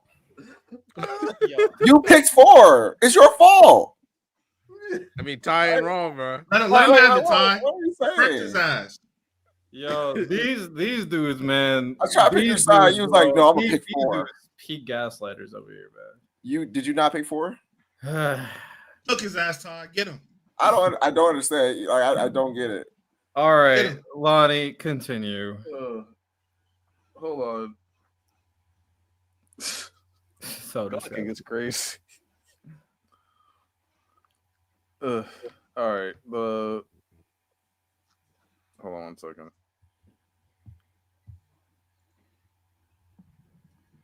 The BSS Mangekyo Sharingan blind rankings go Kakashi at 6, Indra at 5, Itachi at 4. Thanks, Friedel. Sarda at 3. That's a lie. I'm not gonna let you get that off. Madara at 2. And then you got Shin Uchiha at 1. This list sucks. What? How is it a lie when you objectively you picked 4? I don't understand how you're saying it's a lie. I don't remember. Shin being at 1 is crazy. Because you be making your list nasty on purpose. You be trying to make us make the bad thing always be number 1. Y'all, that's your objective, bro. Hey, it's y'all. Don't put me in there. They put Itachi at 4. I don't have a stake. I put him at 2. Stop. You said my nigga Shin, my nigga can manipulate items telekinetically. My nigga can teleport through space and time. That shit sound better than Itachi. That boy was getting bodied by Sakura. Nigga, that shit sound a fully realized Jonin trained by a fully realized Sani that was also a Hokage. You ain't Are you kidding me right now? No. Are you kidding me? No. We're disrespecting Sakura's prowess as a Kunoichi. All right, I got you, Riddell. I got you. Riddell, you hate women. Yo. Level of gaslighting right now is disgusting. Yo, niggas are never gonna love Sakura for real. Yo, we're clipping that. Oh, we're clipping that. I like Sakura. I was one of the people who advocate for Sakura. All right. Well, off of that terrible blind ranking. Thanks for that. Yeah, thanks for that. Oh, Thanks, Random. Thanks. Hey, maybe you guys can circle jerk each other a little bit more. How about that? Get a little circle and just go crazy with both hands. Why is there? Hey, I got Ty and Random got me. Since we don't want to initiate it, it is what it is, man. Why did this just get sexual? I don't. Listen, man, you gotta lean into the troll. That's how you win. This is how Riddell crashes out. This is scary. I don't feel He gets zesty when he crashes out. That's crazy. That's a crazy crash out. That is a crazy crash. I'll say this. I was just about to say that. Technically, you started the circle jerk first because you picked 4 because I picked 4. You started. You came on our side for some reason. You joined in. You joined in to grab one hand. So you admit you started it. You admit you started it. You admit you started it. Then you admit you started. I admit I started it. Yeah. All I know, I picked 4. Miles Left was standing on 10 by himself. I wasn't a part of no. So you said you started on me. You admit you started it, but did you start? Are you asking? Did you start on me? What? You started. I don't know.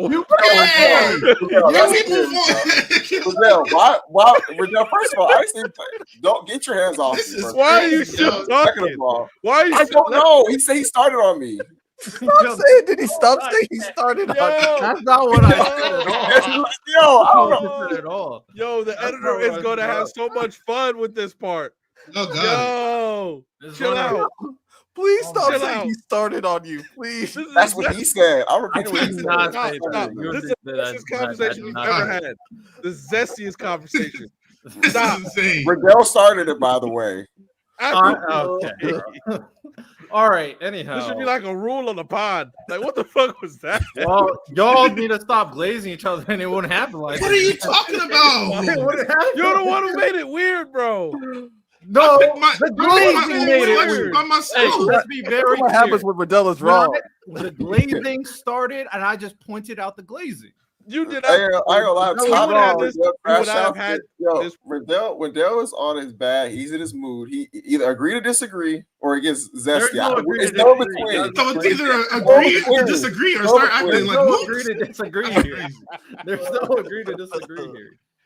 I know that's why he went zesty because there's no agreement here. Your last stand. You know when an animal's fighting and he got like one last thing to do. Riddell's move was to get zesty. Hey man. I was not in the corner. That was not my last move. Why are you still doing it? So that's why I'll say it was your first move? It was a observation based off glazing on the pod. Oh my god! What glaze? What? I'm impartial. I'm not talking about you. Well, actually, I am talking about you because you brought up my name when you brought up the ring. Wait. Can I understand how I'm involved? How am I involved? How was bringing up? Actually, Miles. How was bringing up you? Everybody's glazing off of you, so you're not glazing. Miles, everybody's glazing off of you. Good. As long as my hands is not active, I'm good. Y'all got some active hands on that side. Miguel. Hey man, Tom all over again. Anyhow. Oh my god. So, kind of going backwards. Fun little game. We did this before. We kind of did a guessing game where you guys had to guess the characters on the list, and we're gonna do that again. And let's see if you guys can lock in because Miles cleared y'all last time. So, I put a survey up in our What? Who's glazing now? He did clear y'all. Hey! That's not glaze. That's an observation. He cleared y'all. Hey! The only person who got one right was Lonnie. I think Lonnie got one right. This will go down as one of our. This might be the zestiest moment we ever have. No, we had. No, I think me and Riddell. I think me and J-Rob called each other daddy one time. That was we had pretty zesty. That's a moment. This was y'all had a full conversation. You and the maid outfit was also pretty zesty. Not gonna lie. Actually, that facts. I don't think so. Now, I would say Miles could contract that is zesty, but Riddell painted an image for us. He said we're all in a circle. And he said, that was wild. He gave us an illustration Which I don't know, man. You can, with the vivid imagery, you can really understand what was happening. If it was That's happening. little. I got you. Hey man, world building. I feel bad for Santo when he got to make the thumbnail for this. hey man, I'm Crazy a world building, Riddell. I'm a content creator, man. Yeah, I like to build. I like to build an image in people's mind, man. With that said, Why would you say it like that, bro? that was not even a weird way to say it. I like to build an image in people's mind, right? All right. I got 10 characters up here. This was based off the survey we had in our Discord. Who the saddest backstories in anime history. So I picked 10 names from the Discord survey. Y'all have to guess which characters are on this list. Y'all get 2 lives. Oh my gosh. I mean, Guts is on there. Wait, hold on. Is it your turn? Yep. Wait, say random? Are we going to here? Let me finish this up. I thought we were just all gonna say something. My bad. I didn't realize you had to take. No, I don't know. That's what I'm asking. Like, what are we doing? I had to finish this Sunflower Seed. We'll go based off last order. I think Miles won. So, do you want to go first or last, Miles? Last. So we'll go reverse order then. So we'll start off with random, actually. So yeah, he can go first. Then Ty, then Lonnie, then Miles. All right. A random guess, Guts, he's correct. So do I keep going or is somebody else's turn? No, it's someone else's turn. Is that backstory? Yes, I'm backstories. I'm gonna say this one, and I feel like this is such a. This should be. I feel like based on this pod, I feel like it's gonna be on there.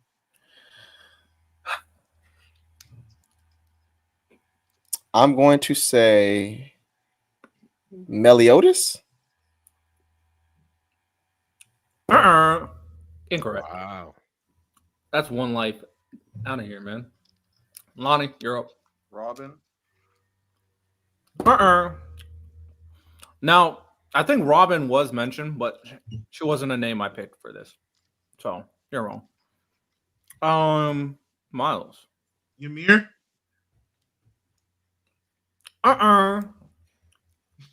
He's so animated.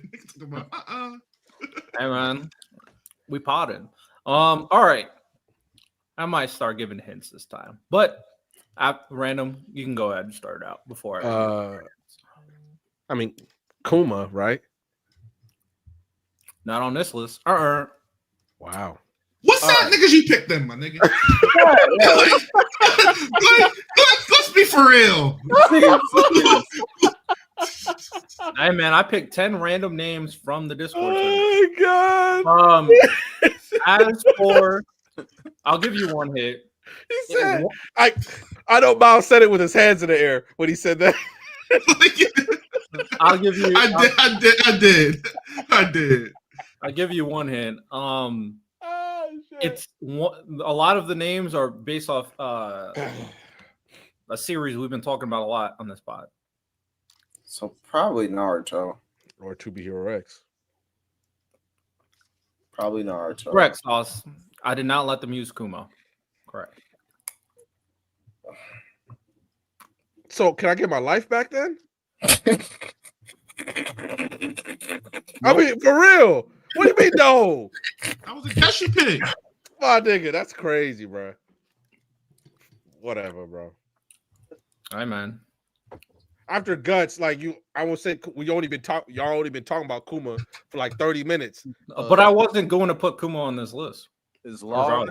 Oh, so you're doing like that thing where you making them real random, so it shouldn't be obvious ones, but it's no, because I knew we were going to talk about Kuma a lot for this pod, I didn't include him for this. Yeah.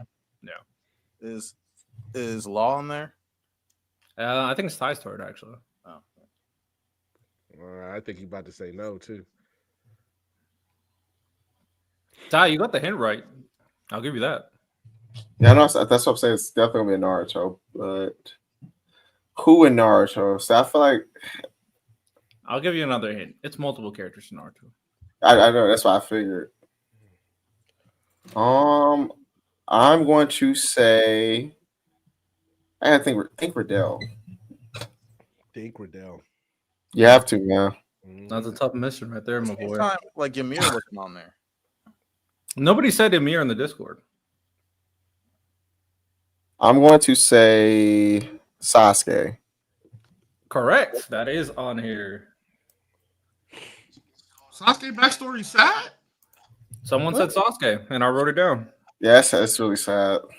I mean, it is sad, but shout He out to lost my nigga Kuma. He lost his entire people. That's pretty sad. Bro had a Nah, great I wasn't life trying to for minimize. one I wasn't day. trying to minimize that man's life. That's my mistake.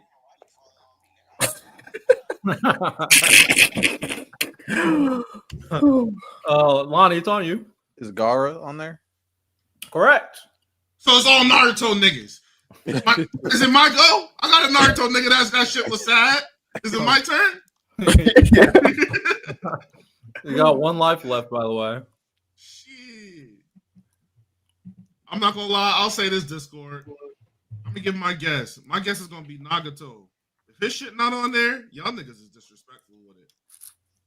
I think someone did say Nagato, but it's not on this list. You're out. My niggas. All right. That's your go, Random. I'm gonna take a flyer in the dark because I did see the start of this conversation. Was Qatar from Qatar Lives Alone on there? Correct. That's right. Yo, Randy, Yeah, I tag me in the that. conversation. Tag me in the conversation. Well, I'm I out got already. It don't even I matter. gotta start reading Discord or something. No. I remember it from this morning before I No, went. I'm just saying in general. I may just start reading Discord because Oh, you got to get in there. They just be talking. They do. Maybe next time I'll go like, give me names. I only need 10 just to be a little bit more organized. But okay. Ty, it's your turn.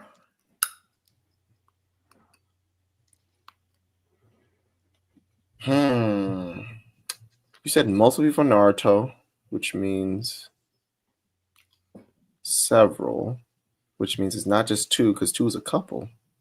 There's 2 more characters from Naruto. I'm generous. Are you now? I gave you that hint. I'm pretty generous. Do niggas be watching the story? Backstories in Naruto. I think.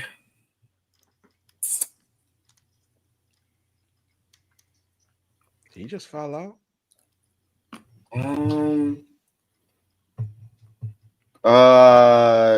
Wait, did somebody say? Did somebody say Gara? Yeah, someone said Mora. Said Gara. I have a question. Do people count Naruto's stuff as a backstory that we get in chapter 1, like as a because we get like history of it? I don't know if people count that. People do count it, yeah. Okay, then I'll just say Naruto then. Correct. All right. Lonnie. I thought it was it is Lonnie. Big 3. Is it close, Random? No, OKC up 10 with 5 minutes left. Fuck. Jaden McDaniels just fouled out too. Yeah, it's Shay cooking. It's curtains, man. Shay's in his bag right now. Pop. 31 and 8. 10 for 27 shooting. Let me check my parlays. Can I get a hint though? Julius Randle one more Naruto character left. Naruto character left. Mm-hmm. Sad backstory. Do do do do do do do. No, that's it. That's the killer. That's the killer right there. Do do do do do do. Dort just made what feels like a dagger 3 in the corner. Sad enemy backstories, eh? This one, like, what the hell? Game is over. Yeah, that Ludor 3 is a dagger right there. Tsunade? I don't fucking know. That was a bad guess. That was a terrible guess. That was a horrible guess. I thought he said there's no more Naruto characters, Lonnie. Did he? There's one more. Oh, you said one more. Mhm. Ooh. There was like a very obvious, like really sad one that a lot of people talk about. I think you're out as well, right? Or did you guess? No, you got your first one right, maybe. I think I did. All right, let's say you did. I don't remember. Random. It's on you. How many characters we got on there? Name? 2, Wait, 3, what was the score right now? 5 characters left. 99 to 86. That's how us. How many? Oh, we just 5 keep going. characters left. 5. 5 characters left. And we said, how many do we have? You guessed 5. There's 10. 5 left.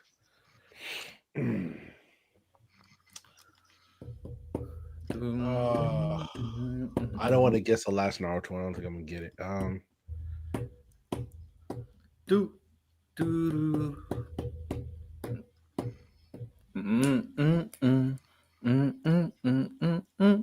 just know what. Screw it, just so I can get out this game. Kakashi. Correct. Fuck. I was gonna say that. Fuck. Ty, it is on you. I need another.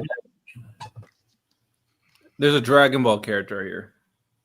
Oh, Trunks. Correct. Good cook, Ty. Nigga said, "Oh, nigga knew." He's the one that gets to suffer like all the consequences.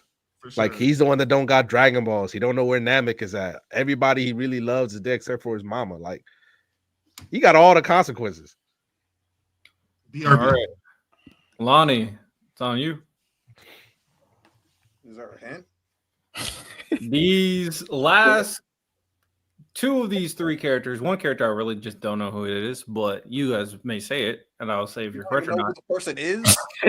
Someone else said it, and I just wrote it down. So you skipped over a bunch of names that you do know to add on to names you don't know. Yes. I'm not the one doing the ranking. Y'all are. You literally make the list. Yeah, and I don't have to guess it. You do. So it has nothing to do with me. So, all right. 2 of the characters, 2 of the backstories we've talked about before as some of like the saddest backstories of all time. They're very niche anime, but they have good level of popularity. Like these are definitely 2 good anime. Very sad backstories. But you said they're niche. Niche in the sense that like not a lot of people talk about them mainstream. That's what I meant. Not a lot of people talk about them in the main. Like, okay, do you think Full Metal Alchemist is mainstream? Yes. Yeah, I would consider it. I agree. Because I was just trying to figure out how low we're going. So lower than Full Metal. Think like Madoka Magica level of like popularity and notability. Oh, Yeah. These are 2 of the characters. 2 of the characters, and then there's one character. Have we all seen the show? I don't think all of you have seen, but we talked about it. I haven't seen it. I know some crazy shit happens to those females though. Jesus. No, I'm saying this. He said think of that if Madoka Magica level. These 2 anime, I know some people seen it for a fact, but I don't know if all of y'all have seen it. Do you know if I've seen it? I don't think you've seen. I think you might have not seen either of them, to be honest. But we've talked about it on the pod. So you just pick a character that X's out one whole member of the panel? Are you kidding me?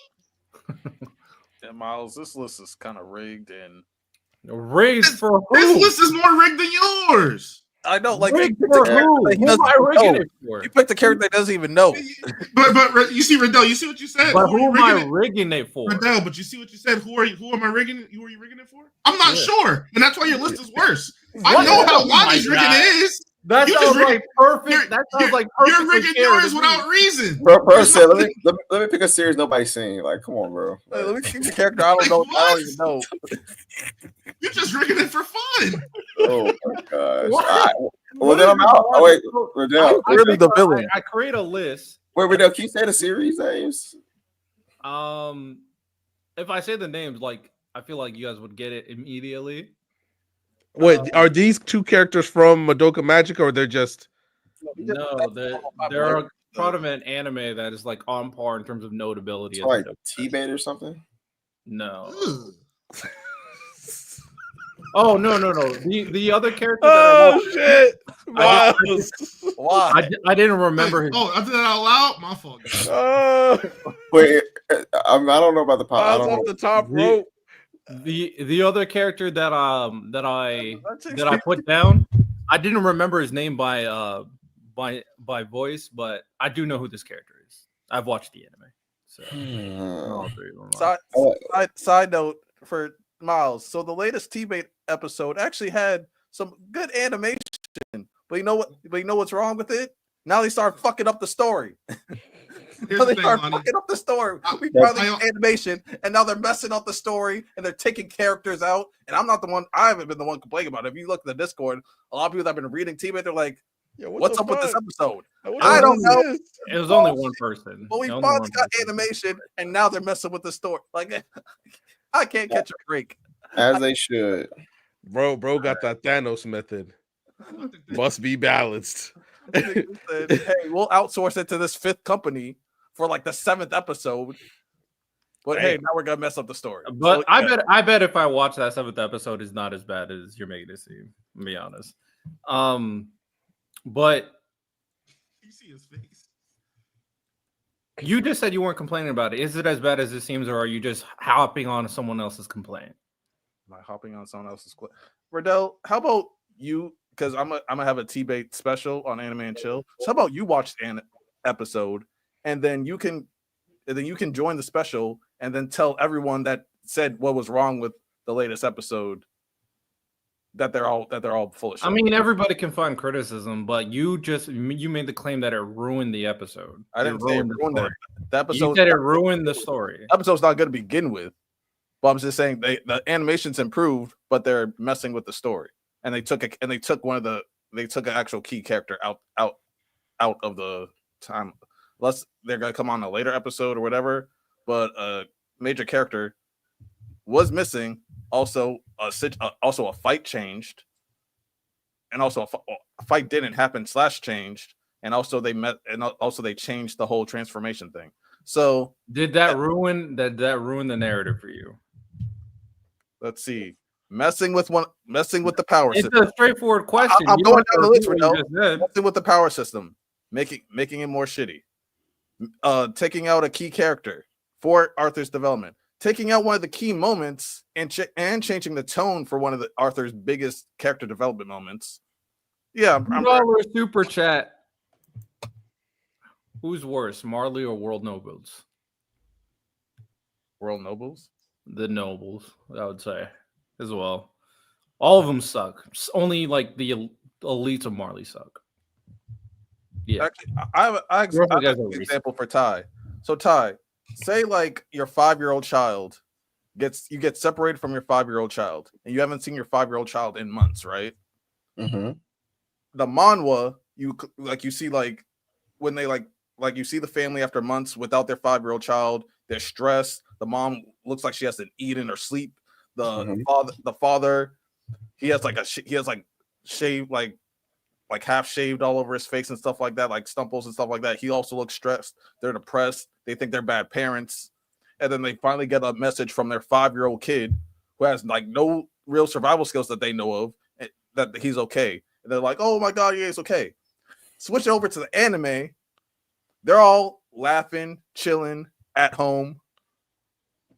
They're like, oh yeah, I wonder how Arthur, our 5-year-old son that we got separated by bandits, I wonder how he's doing, by the way. Oh shit, he just hit us up after 5 months. Oh, he's cool. All right. On to the next scene. Dang. That was crazy because the mama really stresses that. They were freaking the fuck out. They were freaking the fuck out. And in the anime, they're smiling. They don't look. There's no bags with it. They're just like, oh, they're just eating dinner. Oh, I miss Arthur, our only child. Wonder how he's doing. To be Now fair, we're in the forest alone. they were never gonna get the full thing for the mom. Like, remember when she thought Arthur fell down the cliff? She done try to off herself. She was like screaming bloody murder. Anime. Bro, she tried to kill herself. Anime. Oh no, my child's gone. So simple answer: it did ruin the story for you. Hey, no, apparently not, Riddell. So What does that mean? I don't know. Did it ruin the story for you or not? I'm just elitist, guys. I don't know. I'm just. Hey man, we done with elitists, man. You Yeah, gotta respect I'm the just animators elitist, and the man. animation studios. Tone doesn't They just matter. trying to make a Tone doesn't matter. product that's Character accessible development to doesn't everybody, matter. so that everybody can enjoy T-bait just like you did the first time, gang. You gotta be more sensitive to other people's appetites and palates and all of that other bullshit, man. You gotta chill out, bro. Don't be bullshit. With that said, Lonnie was acting like a diva and just won't answer the question. But I'm guessing that he does think it ruined the story for him. So, I'll check it out, see if the criticism is warranted. But shout out TB, man, making the fandom crash out, man. It's tough. It's a 5.4 in IMDb, by the way. It went up by like a point. Hey, Shout out, man. Progress, guys. That's progress. 5.4. Yeah, it's unfortunate it didn't get top tier adaptation. That is unfortunate, though. Not gonna lie, but it is what it is. We'll see. We'll see after. Fluid movements though on the screen. There were some fluid movements. So hey, Was it 24 episodes? Yeah, they're splitting into 2 cores, so okay, so maybe they finally lock in for the second core since they're splitting it up. But Angie Carr says, in your opinion, how strong are the Holy Knights? I think Miles said it last week. Like I think he said probably around like Admiral level for most of them. I lied. Yeah, based off the spoilers, not even close. Them niggas are Vice Admiral, maybe First Commander. Them niggas suck. But yo, what time? I'm just like, come, bro. They hype these niggas up. They gave us so much aura. Like, come on, my nigga. Hey, but man, what I will say, like maybe those are like the weakest of the Holy Knights. Maybe like that's what I would say. Shamrock and my boy Fig. Maybe like a little bit higher, bro. Like, we know Fig is he older now, so we know he got some. Based off the spoilers, apparently Emu is taking over Gunko. So I'm not sure if Emu can take over any Holy Knight or like person that has like a pact with them or what that is. But, well, considering he just gave that girl his fucking jersey, that's crazy. I'm not gonna lie, we've been seeing a lot of Emu losing aura moments. This week we're gonna see some aura. That nigga said, "Let Mu show you how a god rules the world," and I felt that. Show me how a god does it, my nigga. Please. Hey man, I'm here for it. We'll talk about that chapter. As for the are you guys done guessing? Do you guys give up? Yeah, I gave up a while ago. I gave up the moment you said you don't even know who this nigga is. That's what I gave up. All right. I mean, I guess so. We're done with it then. Can I know who the nigga is? Sure. Gyogo from Non-Baka, which very niche anime. Weko from a niche anime, Non-Baka. Very, very niche. Has anyone seen that? I think it's on Netflix. I've never seen it. He thinks it's on Netflix. We don't know what that is. You don't know where the fuck is that. He think. Hey man, someone put it in the survey. I don't know why you're crashing out so much. Ty, you watch Non-Baka? I'll take that as a no. Like, okay. And then we got a character from Made in Abyss, and then Hyokimaru from Dororo. So, 2 other sad backstories. Does anybody else have a topic they want to do? didn't Random have a Let's Get Negative? I don't know. I mean, I'm gonna save that for later, but I guess it's just I went a little crazy today. I spent a lot of time on Instagram. I sent Lonnie a ton of shit, like a ton, and most of it was like Nintendo just finally letting people know who they actually are. I think they're wilding with this. Plus, even that Darth Vader AI thing on Fortnite is very concerning to me. But I've made my feelings on AI very clear. That Darth Vader one blew my mind that they let that shit go and people actually like that. Royal, what has Killingham done besides make a bunch of dreams that people one-shot it, brother? Y'all got to stop being amazed by the hype and look at what's happening on the actual page, my guy. Them niggas haven't done nothing this whole arc except bullshit and play around. And now they're paying the price. They're about to get dog walked out of Elbad. So, yes, they don't look as impressive as any of the Admirals. I'm not going to lie to you. Based off the spoilers, I'm kind of with random until proven otherwise because Killingham is looking like a joke. I'm not gonna hold you, but we'll talk about that more once once that One Piece chapter comes out. We'll see what the word is. All right, some of the things that you guys want us to talk about before we wrap up is did not mean to do that. $2 super chat. What's y'all favorite mech anime? Mine's Gundam. Eureka 7. E7 clears. Code Geass. Goran Lagan, man. Pierce through the heavens, bro. Gurren's 2, number 2. 86 for me. I love 86. I also don't really like mech anime, so it's not really my cup. I want to rewatch Eureka 7, but it's not like on any streaming platforms. Kind of pisses me off. It's not on Crunchy? No, there's like some weird Eureka 7 on there, but it's like not that one. It's not like the original one. It's like some other shit. Really? Crazy. All right. One of the first things that someone told us to talk about on the pod is the stuff going on with DDG and Halle Bailey or Hal Bailey. I don't know how to say her name correctly. Now, chat. I'm not gonna hold you. I know nothing about that other than they're kind of toxic and they shouldn't have had kids. I didn't mean to do that. Is that the one that has kids, or is that the one that doesn't have kids? No, that's the one that has they have a kid together. Oh hell! As someone that's been in the LA scene for years, like used to be in the LA scene for years, the fact that like she had a kid with DDG is nuts. Sounds nuts. Sorry, my bad. Yeah. I don't give it down. Yeah, I actually don't care. Chloe Bailey, Chloe Bailey, I don't care. All right, you know what I'm saying? Like, I just like. No, the problem is I'm not surprised. Like I don't keep up with what's going on with YouTubers anyway. I'm just like I'm here to see the product, not. I mean, DDG and Halle Bailey aren't they like streamers or some shit? Well, Halle Bailey is like famous actress. She was a little Mermaid artist. Oh shit! For real? In the live action? She played the Little Mermaid. Do you not know who she is? No, I had no idea who she was. Oh, okay. Random. I don't keep up with that. What does that do for me? No, it's not about keeping up. It's just like generally because she was in like she's like one of those. She's like the up and coming kind of black actresses, right? Yeah, she does more singing than acting, but she made music. She makes music. She makes music too. With her sister. See, I've only ever seen the Little Mermaid. That's how I knew who she was. Yeah, I don't know anything else about like her. Beyonce's proteges or whatever. Beyonce's protege? Well, with Chloe, like they like trained under her since they were kids or whatever. That's crazy. Yeah, Beyonce would never. Yeah, ultimately, I don't follow drama. I usually don't care about it in general, but I don't really know much about it. I know DDG lost custody of his kids and can't get in touch with them, and she's crashing out. He's crashing out on the line. It's a whole thing, but Jaden, I agree with your sentiment. Watch who you have kids with.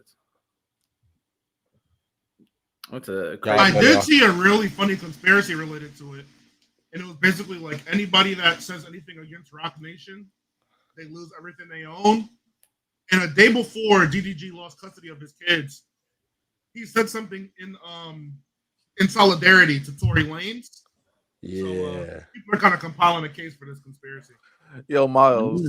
Which, by the way, Tory might be free within the next couple of hours. We got to see, but he might be walking free. Yo, Miles, if he's free, I'm going to his next concert. I don't care. I'm going. I'll buy the ticket. I'm going. So for me, it depends on whatever this evidence this congresswoman has. Now, if it is evidence that's damning in his favor, it makes like that's what I'm. If he shot that girl, I feel he deserves to pay the full price. I agree. Full punishment for it. But if the evidence she has says otherwise, I'm not gonna lie. Megan should go to jail. I'm not gonna lie, bro. I heard that she posted some of her evidence on Twitter. She was saying like there's like a point, like the DNA on the gun was a 0.01% chance that it was his. But she has a bombshell that she's dropping in 36 hours, so that's what I'm really waiting for. I heard something about a bodyguard saying that he overheard some other person saying something. So the bodyguard of the girl of Megan Thee Stallion's best friend who was in the car that she fought with or whatever, allegedly, her bodyguard overheard her talking, saying that like Tori took the rap for me because Tori was messing with her first, and then she did what some girls do. She started telling Megan like, "Oh, this guy's this guy's that for me, yada yada yada." So then Megan started messing with Tori too. So he took the rap for her because he was messing with both of them. And then you know why I don't like that though? Like Tori could get any girl he wants. Why would he do it for her? Well, before that, Lonnie. Why would a 5'0" rapper go after Megan Thee Stallion? No, not Megan Thee Stallion. Mess with the friend. He was messing with the friend before. Why would he mess with her? Like, why would he? You're telling me that their relationship was so close that he was willing to take to literally have a rap sheet with for each her other for years. All right. So, I don't know. They were messing with each other for apparently a few years, but after quarantine radio, Tori should be able to get with any girl he want, and he chose her. All right, bro. But Miles, me and Char can probably tell you, we know some crazy ass people that work for Rock Nation. Rock Nation is not one to mess with. It's scary. No, Rock Nation is scary. We know some scary ass people that work for Rock Nation. Hey man, I'm down. Take down all these corrupt organizations. That's after dark stuff though. All right. Someone else. What the next thing that someone wants us to talk about is the stuff regarding Emmanuel Acho and Kevin Durant, and kind of beef between those two online. And now Kevin Durant was coming at Emmanuel Acho saying that he shouldn't be talking about it, being like a failed football player or something. It was basically because, if I remember correctly, Emmanuel Acho said the Boston Celtics were better without Tatum because they don't match like his personality or something like that. And Kevin Durant was like, that's fucking nuts. Like, how could you fucking say that? He's their best player, this and that. And then he brought up like, you football guys need to chill out. Like, y'all never been in between them lines. Like, then he started like attacking Acho's like how he started. I think for real he probably typed and you was fucking Joy Taylor. That's where you were, and he just didn't type it. But he brought up a lot of things which technically are objectively true. Like he did fail as a football player, but the way he brought it up was like, all right, bro, like you're doing this to troll him or whatever, and he fought back because then he just brought up like, oh, you're not a leader, like. You wouldn't do this. That's why you went to go play with Steph Curry. And that's why every team that you lead is always underperforms or some shit like that. So they shot some shots at each other. My thing is, I do see that like a lot more football guys have basketball takes than basketball guys have football takes. And I don't know, but at the same time, a lot of people on TV that have basketball backgrounds, like a Kendrick Perkins or a Ryan Hollins, they don't know what the hell they're talking about 90% of the time. They wouldn't survive in a football conversation. So there's a lot more layers to like understand football compared to basketball. No, I agree, but does Kevin Durant have a point? Yeah, but at the same time, like basketball talk in general is just in this day and age is just nasty. It's more about agendas than it is about facts and things like that. It's a worse sport to talk about. Kevin Durant has a problem with NBA talk in general, which is fair because NBA talk is just gross. But I don't really see a problem with what he said because Acho is a person that just one of the big agenda pushers in sports media. So I don't really. $2 super chat. Not gonna lie, Joy do got the tig all bits. I'm just saying, Joy is. Did she start a new podcast? I don't know. Barring any of the allegations, because if the allegations are true, then Joy is dead to me. If the allegations are just allegations, what she had to do, she ain't do nothing wrong. No, the whole allegation of her saying that if something, she would scream that you R'd me. I didn't hear about that. Yeah, bro. She said, yeah, she straight up said, if something happens, you can just say that they assaulted you. Oh, I didn't know that. She Yeah, was I wilding. don't. If that is true, I don't respect that. The fact that she's just back on their airwaves is nuts. I mean, they're just allegations, so. I feel like if a man said that shit, or if a man said, "Oh, if I don't do that, I'll just R-word you," like even him saying that would get him off the air. Yeah, it's not a fair world. Fair, buddy. G Rillo said Limbo's the Renegon ability. So hey man. Ultimately, Emmanuel Acho KD, I don't really care. I do think there is something to say that teams adopt the best player's mindset. I do think that is a true thing you can say. Does that work in this case? I don't know. They did play probably their best basketball, but we always see that we see that in basketball all the time. It's not really addition by subtraction. It's more so everybody kind of riled up and locked in, and then they got blown out the next game. So did they really get better, or were they all just locked in for that one game? So yeah, it's just a weird. Anytime someone brings up their past to discredit what they're saying, I always think that's weak, unless it's substantive and based on what is being talked about.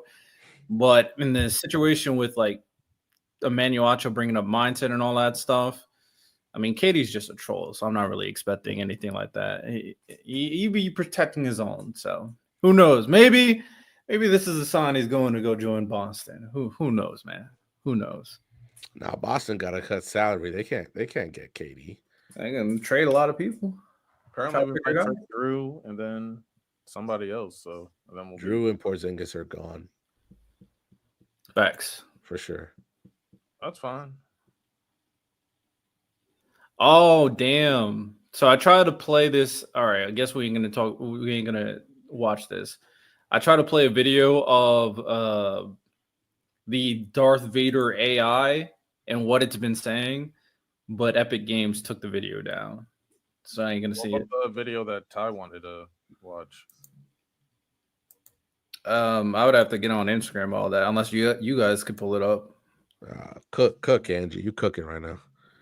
You already entered the industry with a massive advantage that not other women don't have. So to act like, oh, I did it all myself was horrendous. I mean, everybody has different advantages, but I mean, I'm not one to undermine what Joy Taylor's been through because there's obviously a bias towards women when it comes to this certain field. Yeah, I'm not saying she didn't work hard, but like it's not like she's fucking say like Jamel Hill, who at one point, fun fact, she was the only female national sports writer, especially she was the only black female national sports writer in the country at one point. She was the only one. Right. So like Jamel got it out the mud. That's and okay. The way Joy Taylor positioned herself, like I got out the mud, and you did not. You had a massive advantage that Jamel didn't. That Jamel, but you're just comparing different struggles, right? I mean, that doesn't undermine what Joy's went through because I don't know, especially knowing the climate. But that definitely indicates that the other girl that you're referring to is a pioneer. She deserves more credit. It's kind of the same thing of like when you're looking at kids of certain athletes who become athletes right now. Are you going to undermine everything they've done to get to where they are just because of who they're related to? No, but I think that is definitely a factor. For sure. But if they went up, like if, for example, if Peyton Manning went up to you and said, yo, I had to do all this, and that, are you going to say, oh, you had an advantage? Your dad playing in the NFL is a massive advantage. I think that's a massive advantage because you it's not just how you play on the field, it's how you conduct yourself off of it too. All that stuff matters. Yeah, but still not like an automatic. It's not an automatic bid into the league. Especially I understand that number one overall pick. You still have to put all those hours in the work. Technically, he went. Didn't he go second? He went second. I thought it was number one. Was he not? Ryan Leaf went. Didn't Ryan Leaf go one? Yeah. Leaf you might be right. Well, but what I'm saying is that it's. I think the value. I'm trying to find somebody comparable. Like to the best of my knowledge, Joe Burrow. Mm-hmm. Joe Burrow does not have a father who played in the NFL, so you can take that. Right. But when Joe Burrow's coming out, his evaluation, like if those two came out, they would prefer Peyton because a bit, not saying everything they've done in their career, they would prefer Peyton because of the fact that his dad played in the NFL. I think that'd be a big benefit for him if you're comparing the two. If you have to draft both, not knowing what they've both done in the NFL, you're just I don't projecting. know if I agree. If Joe Burrow and Peyton Manning, like they both came out at the same time with the years that they had, you're saying that like one of the edges for Peyton Manning would be Yes. I don't know. If Ryan Leaf got drafted before Peyton, Joe Burrow's getting drafted before Peyton as well. I'm gonna keep it up. Okay, but also Peyton's parents had the ability to influence. But Joe Burrow had one of no. I'm not undermining Ryan Leaf. The point is to say that Joe Burrow had one of the best college football seasons we've ever seen. So did Ryan Leaf and Peyton Manning. Okay, I'll make this simple because I think we're kind of lost in translation. Do you think Joe Burrow had a better college football season than Ryan Leaf? Yeah, but Peyton Manning was or if we're talking about the draft, Peyton Manning was considered one of the greatest draft college quarterbacks of all time. That's fine. Ryan Leaf. No, that's fine. One of the greatest prospects of all time. This helps my case. We're not using hindsight. Ryan Leaf got drafted before Peyton Manning. If you think Joe Burrow is better than Ryan Leaf, and it's very fair to say that Joe Burrow would also get drafted before Peyton Manning. I still think. Hold on, random. If Peyton Manning is considered like a top 5 quarterback prospect of all time, top 3 to some people, like because they say like in terms of all time prospects, it's like in any order: Andrew Luck, Peyton Manning, and John Elway. But everyone in that conversation because he went drafted one. What? So no. I'm just looking to make sure. Yeah, let's make sure. If Peyton was drafted one, then this all goes out the door because I'm only going based off what you guys told me. He went second, so I was right the first time. All right, take it back. Peyton Manning. No, I'll let random fact check. If Peyton went 2, then we'll see. I'll let him fact check. Because for some, I have a feeling that Peyton went 1, but random told me. He went 1. My bad. Okay, so take everything I went back. Never mind. Because that was under the assumption Leaf had a better college career than Manning, but Manning was considered the better prospect. Okay, then Peyton Manning. Then at that point, Peyton Manning, Joe Burrow. There's a chance Peyton Manning could go over. To be fair, Ryan Leaf did pull a Shador. He walked so Shador could run. He skipped the Colts interview, and he was bad in a few other ones. But I wonder if they saw Ryan Leaf and if he took it seriously, or it was even just kind of regular. I think like when I think the Colts would have had the decision would have been harder. It's easy to say that when you didn't actually get to see the guy. I could be wrong, but when I did watch like stuff about that whole draft and stuff like that, like NFL TV or whatever had shit like that, it was like a really tight quarterback race for the number 1 spot. That is true. He did want to go to San Diego, but Angie's right. Bronny's the best example. I understand Bronny is. But even in high school, if you look at his high school career and the accolades he got, he didn't deserve them. He got them because of his dad. He got this opportunity that he had. Let's be honest. Before it, with hindsight, he got drafted because of his dad. No, I agree to that. You ain't gonna find me disagreeing. But that Bronny is a weird case. Maybe it's the social media area because there's a lot of examples of like high profile superstars and their kids just not panning out. Like Scottie Pippen Jr. been chilling. Nobody ever talks about him. He has been chilling, but I'm talking about like Shaq's son, the second best player on the Grizzlies. Yeah, he's the second best player on the Grizzlies. Whoa, for the play from the play in to the in terms of play from the play in till what they eventually got eliminated. He was like their second best player. He was playing fantastically. Okay. All right. Well, that nigga is not the second best player on no goddamn. No, not on the team. That's why. Not on the team. He was playing. We're saying like in the play-in, like the play-in to get into the play-in stuff like that. That final stretch, he was like the second or third. He was playing the best. Second best. He was playing the best. All right. Let's check out what Ty is talking about. Yeah, that's the one. I don't hear anything. I don't hear anything either. Did you click on the volume thing on the bottom? He did. I'm gonna re-click it. So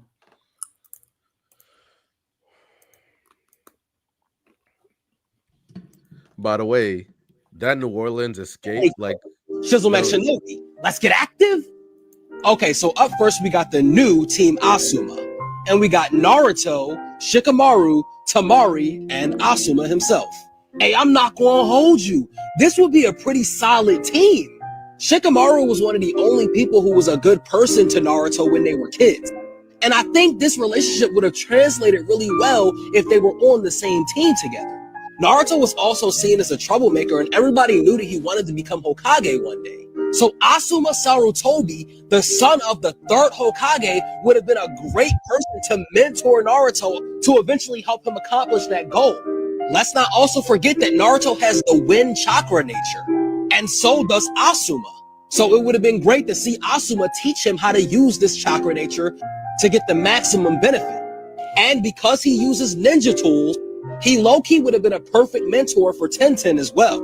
Next, we got the Neo Team Kakashi. all right, I'll pause it. Start there. Was that the perfect team for Team Asuma? I mean, I guess you just don't have that you lose the Naruto Sasuke relationship, and I don't think Naruto Shikamaru could ever reach that level. Well, it's not about. We're talking about team. So Jordan, you are never getting the ball in transition from me again. This Miles nigga is playing 2K right right now. Yeah. Now I'm playing 2K, yeah.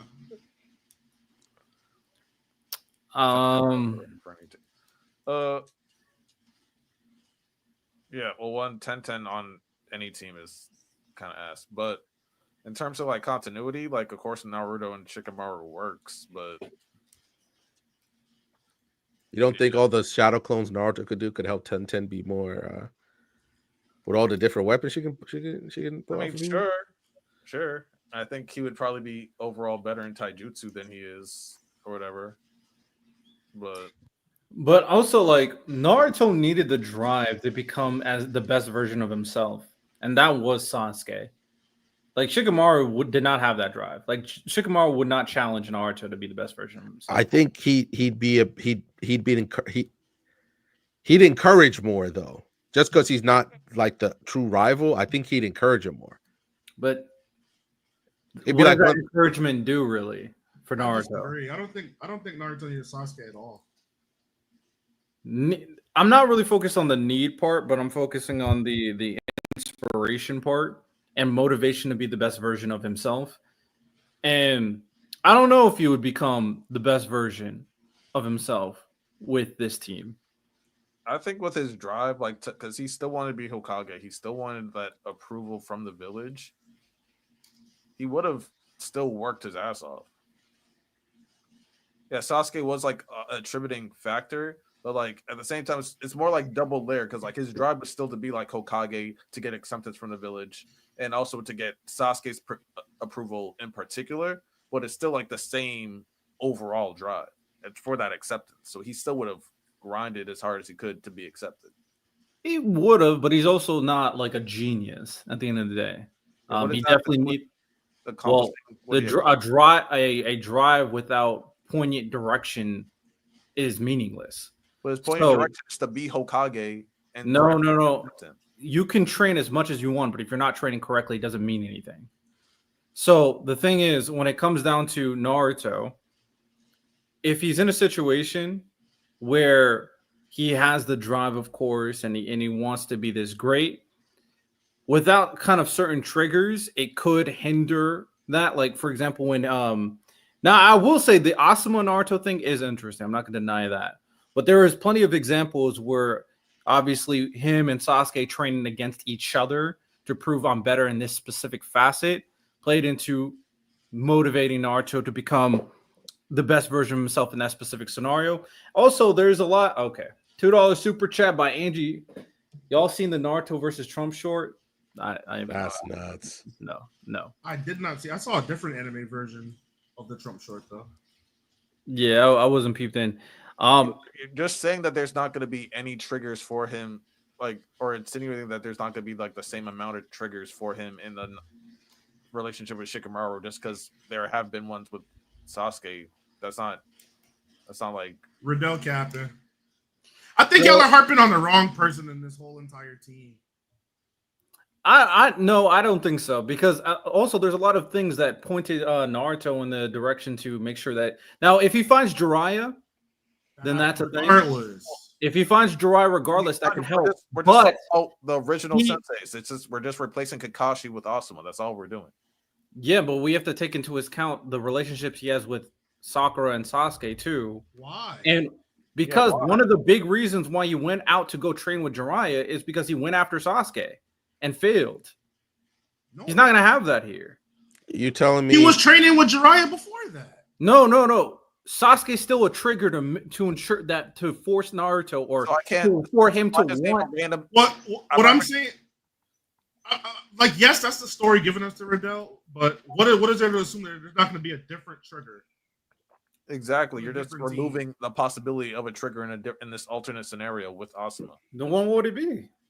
We don't have to provide you one. We're not making a story, but it's a You're saying, possibility. because this is what you're saying. Because this story existed, anything without this happening takes away the rest of the story. Therefore, it's superior. That's what you're saying. Yeah, when I'm giving no possibility could be greater because there's no 500 plus chapters of info on it. Yeah, I'm giving you evidence of a important situation that required a very meaningful and resonating connection that needed to inspire Naruto. So how about this, the best version of himself? If Minato never died and he trained Naruto himself, would he be stronger than him training under Kakashi? Well, then Minato is a Hokage. If Minato never died and he trained Naruto, would he be stronger than Kakashi training Naruto? No, I don't think so. Oh, you're so. I'm not talking about the sensei's part. I'm talking about Naruto and Sasuke specifically. No, just answer the question. Just answer the question so I can get to my point. If Minato trained Naruto versus Kakashi training Naruto, then yeah, I think Jiraiya meant more to Naruto's training than. How can you say that? Because based off what you said, if that happens, then like maybe he doesn't meet Jiraiya at the same point, and then that doesn't trigger the training. Then he doesn't go after Sasuke. That's the same because he met Jiraiya by happenstance. It didn't involve Kakashi at all. So why are you applying it to? Because the Naruto and Sasuke is legit a connection point. There's no other aspect that you can lead into that.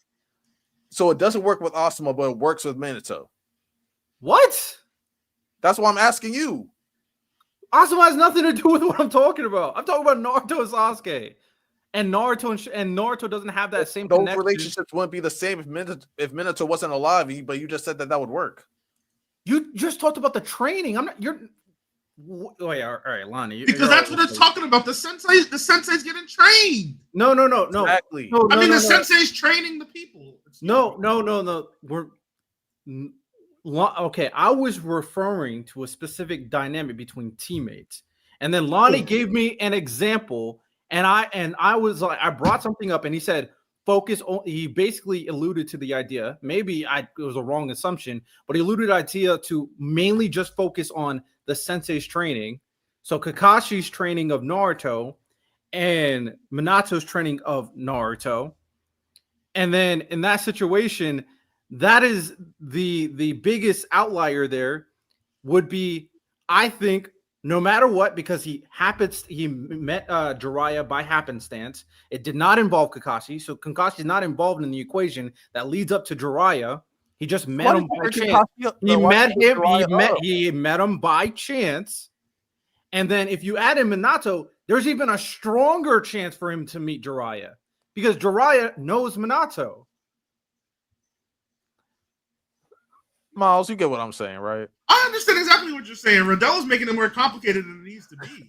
Like Riddell's making it way more complicated. I'm going by what you told. Oh, but yo, you're basically it's how you're interpreting what he's saying. What he's saying is very simple. Okay.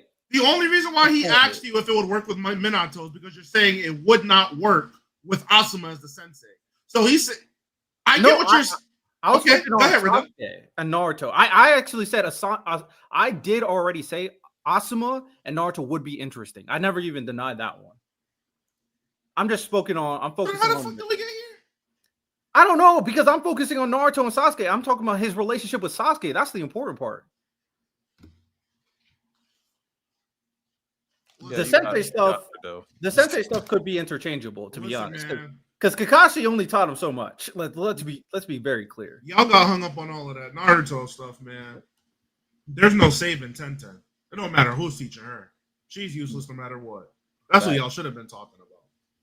Yeah, Tenten. I mean, he brought up the fact that Asuma used ninja tools. He only used the freaking knuckle things with blades. They were just a medium for chakra anyway. He wasn't really like.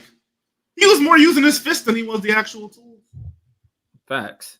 And Shikamaru has already been on his team, so obviously he'll cook. Yeah. They were homies. They understood each other. All right, well, let's go to the next one. There we go. Team Kakashi. Kakashi is the perfect mentor for Sasuke for obvious reasons. I don't think anybody else could have taught Sasuke, especially given the fact that he's an Uchiha, had the lightning release. Yeah, he's the perfect mentor. But I'm not gonna lie, Kakashi would be a pretty solid mentor for Kiba too. I mean, literally just look at Kakashi's summoning jutsu. If Kiba was on Team Kakashi, he probably would have ended up being a much better shinobi, no cap. And honestly, someone with dojutsu should definitely be teaching the princess of the Hyuga clan. I mean, come on, that's just obvious. Next, we got Team. Okay. Hard disagree. Yeah, the Kiba stuff. He didn't sell me on the Kiba. Niggas just don't fuck with Kiba, bro. I don't agree with the Hinata stuff either. I think it like. I don't think Kakashi had a light enough hand to handle Hinata. He could barely handle Sakura, I feel like, and she was delicate. Hinata seems like she's very delicate, snowflake type person. She needed Kurenai to kind of be her sensei and kind of hold her hand through everything. I don't think that's the right student for Kakashi at all. Yeah, the only thing he really had is the jutsu stuff, and it's not like Kakashi knows like that much. Like, what is he really going to teach her that she didn't know from the Hyuga clan? Nothing. Yeah. I'm about to say he's not experienced with that dojutsu. What Yeah, does he not know at all. about it? I'm with you. Do I think that I do agree that Kiba would probably end up being a better ninja under Kakashi, and apparently I think like Kakashi's either grandmother or grandparents or his mom was in Kiba's clan or something like that. Like he is related to them, to that clan. I mean, his dad is what, the White Fang or something like that? Yeah, but it's not on his dad's side. I know it's like on his mom's side or something like that. It's either the mom. I didn't know that, to be honest. Mom or whatever was a part of the Kiba clan. But yeah, I agree. Like, I don't know how he would exactly mesh with Hinata. I think he might be a little bit too harsh for her. And Sasuke, of course, is like that. That's Sasuke, but Yeah. I don't know. I don't know if Hinata fits. Yeah, even the Kiba one though, like, what is he really going to teach Probably her? the strongest group though out of everybody. I'd have to think about that. But what would Kakashi really teach Kiba? The dog jutsus and stuff like that. I don't know. I feel like he mastered that as a kid. Like, I don't know what Kakashi can give him that his clan didn't give him. I'm about to say, my main problem with this is that all the information Kashi could give Hinata or Kiba is just the shit that those two clans let the public know. He's not going to know the intricacies of both sides. Yeah. So it's just like you're just gaining maybe very advanced basic information. I'm at one point Sasuke just fucking left, bro. You're gonna need to fucking get to him. And anything that Kakashi can teach, they're cooked. They're cooked the first time they see an enemy. Yeah. I mean, to be fair, like Kurenai, I mean, I think you could argue learning better taijutsu under Guy would be more helpful for Kiba versus like Kakashi summoning dogs, but Kiba can do that too. And he doesn't really know anything about like the transformation techniques that he'd be doing. But if Kiba was better at taijutsu, I think we were talking. I think that probably would have been the best one. All right, I think Is this the last one? Might be. Oh no, my bad. I keep on picking the wrong one. Lie, this team would be freaking terrifying to go up against. The taijutsu potential of this crew is just scary, bro. And I'm not gonna lie. How do we feel about the taijutsu group? I don't agree with the Choji aspect. I mean, it'll help round this game out. It'll definitely help him round this game out. But I feel like he has the work ethic, though. Well, I feel like with Guy, he would have to develop it. Yeah, he would have to. He would have to. Yeah, Sakura have them beaters on though, bro. That's what random. That's what I wanted to get at. I feel like with Sakura, that would make her nasty way sooner. She be fucking niggas up. What are we talking about? Damn, that should be a problem. Do we think she still meets? I feel like she might get still. I don't know. It's hard to say with Tsunade whether or not Tsunade still trains her. I mean, I'm not accounting that into like the equation because that's too far in the story. I think you're just talking about. Yeah, that's too. To see, I'm just thinking about her reaching her full potential. No, I think that was my favorite team so far. I have like less issues with it. I guess I'm only questioning whether Choji would truly lock in, but if he's serious about being a ninja, he kind of has to.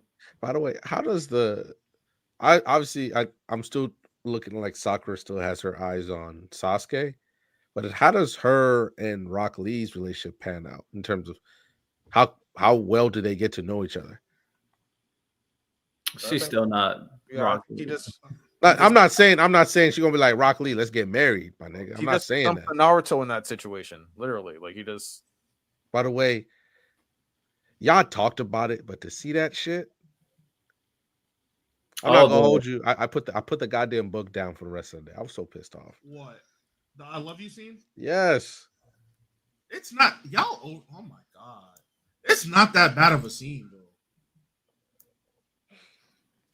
It was predictable. That was literally Kishimoto writing a real life human female. Like that's as realistic as it can get.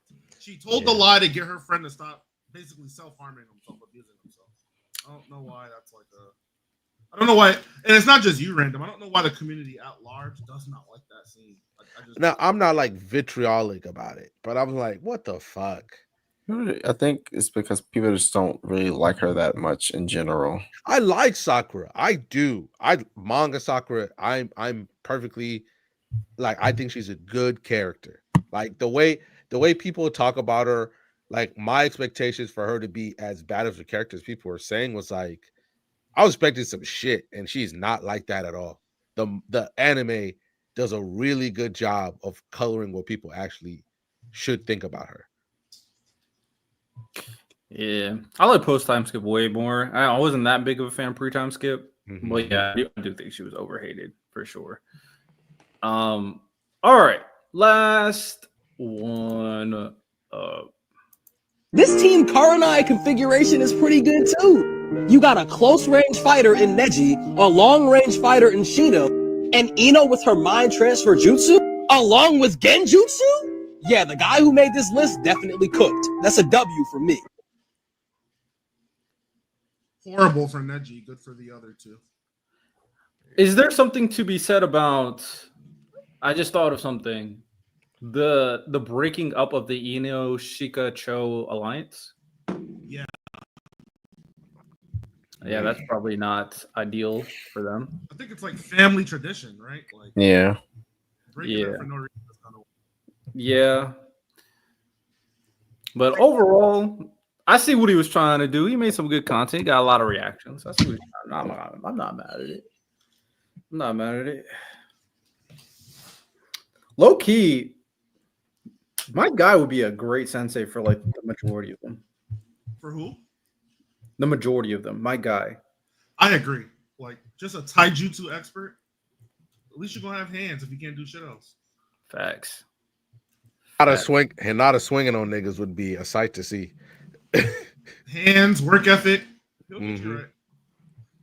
She did her thing, man. Shout out that dude, bro. Shout out. Does anybody have anything else? Yeah, I actually do, but it's not anime related. That's fine. I wanted to get you guys' opinion on the notion of like Mamba mentality, and mostly on court, not on court stuff, and whether it actually exists or not. I had an interesting conversation with a group of friends. It got kind of heated because some of us believe it exists and some of us don't. So I'm just curious what you guys think. I don't. I think it's. Hold on. Yeah, I think it's very overplayed. I think it's only Mamba mentality when it's successful. First of all, I think people $2 super chat before we get into that. Angie Carr just cooking. MVP of the chat for sure. Which Hokage would y'all want to train under? Tobirama. Tobirama, yeah, easily. Like it's not. I don't think it's even close. He got something for everybody. just a little racism that comes Which with it. would but we I cool. want to train under Minato? I would want to train under Minato. Because that's so good. I've seen him be a really good sensei. Dude. Kakashi. I'll train on a Naruto. Kakashi. Yeah. Just to get Boruto salty.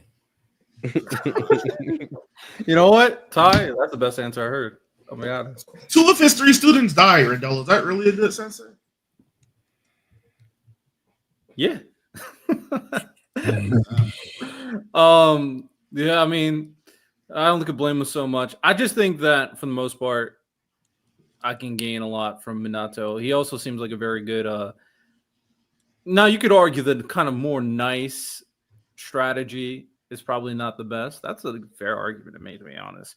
But ultimately, I've seen it. Toriyama, I just haven't seen him, and we know he could be a dickhead. So Yeah, but Minato. No. Wait, Riddell, is Minato? He's one of your guys, isn't he?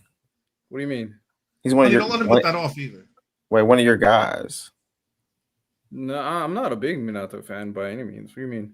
Oh, Yeah, Naruto's my favorite character. no, I just thought like he was like just one of your guys. One of my favorite. Nah, he's not. I think he's cool though. Yeah, I'm sorry. One of Minato's students got caught lacking twice, and then got one of her teammates fucked up in the process. Yeah, I'm not. He has low key the worst resume. No, the second worst resume because Harrison kind of made Orochimaru. So How can we say who did? I don't know. We gotta stop blaming. We gotta stop blaming these senseis for these kids being bad. That's what I'm saying. Like Hashirama, we haven't seen Hashirama. Why are we putting Orochimaru freak ass on Hiruzen, bro? Riddell, but not Riddell, but Ty. They blame your parents if you go out and do something evil. The sensei And good thing these ain't their parents, bro. Nigga, basically, These are not your parents, bro. Wait, because y'all are being nasty. These guys are literally with these senseis more than they are with their parents. What are we talking about? Hold on a second. What we see? Wait, hold on a second. So Wait, hold on. Let me ask you a question. They literally are. I guess my thing is this, right? It depends on the context, right? It depends on the context. So, for example, I'm not putting Sasuke leaving on Kakashi. That was Orochimaru, which is the force of death. Kakashi had nothing to do with that. And then Itachi coming back. Like, I'm going to say, okay, that's Kakashi's fault? You know where was you at, my nigga? In the hospital? Hey, my nigga, heal up faster. Yeah, that's so. How are you giving credence to? Because my thing is, I'm trying to imagine what you would be as a sensei. Hashirama is hard because he's a genius fighter. As a sensei, I don't know because he's so he's so nonchalant. I just don't know about Hashirama. Toriyama. I mean, I'm not mad at y'all picking him if you guys like that type of style. I don't know how I would operate with that type of style. What style? Riddell, no. Riddell, what style? Because you're not a Uchiha, nigga. So what style are you referring to? What if I empathize with the Uchiha? What does that have to do with that mean? You might look at me different.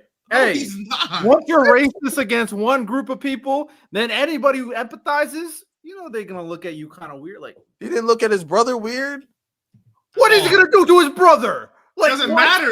He ain't gonna do shit to his brother. His older brother is who he admires. He admires his older brother. Also, wait, but you talking about Hashirama, Lonnie? No, I'm saying what would Toby Rama didn't treat Hashirama differently. They're both Senju. What, I don't understand. No, he's saying like, oh, if you sympathize with Uchiha, he'll look at you different. He didn't. Do that That's only if you're not a Senju. If you're a Senju, if you're not a Senju, then I don't know, man. And if you're weak, like we haven't seen no evidence of him mistreating nobody that liked Uchiha. There's no. We haven't seen evidence of him being a sensei either. Hey, Speculate. Riddell, I'm not the one making claims based on the lack or presence of evidence. You are, nigga. But that don't matter.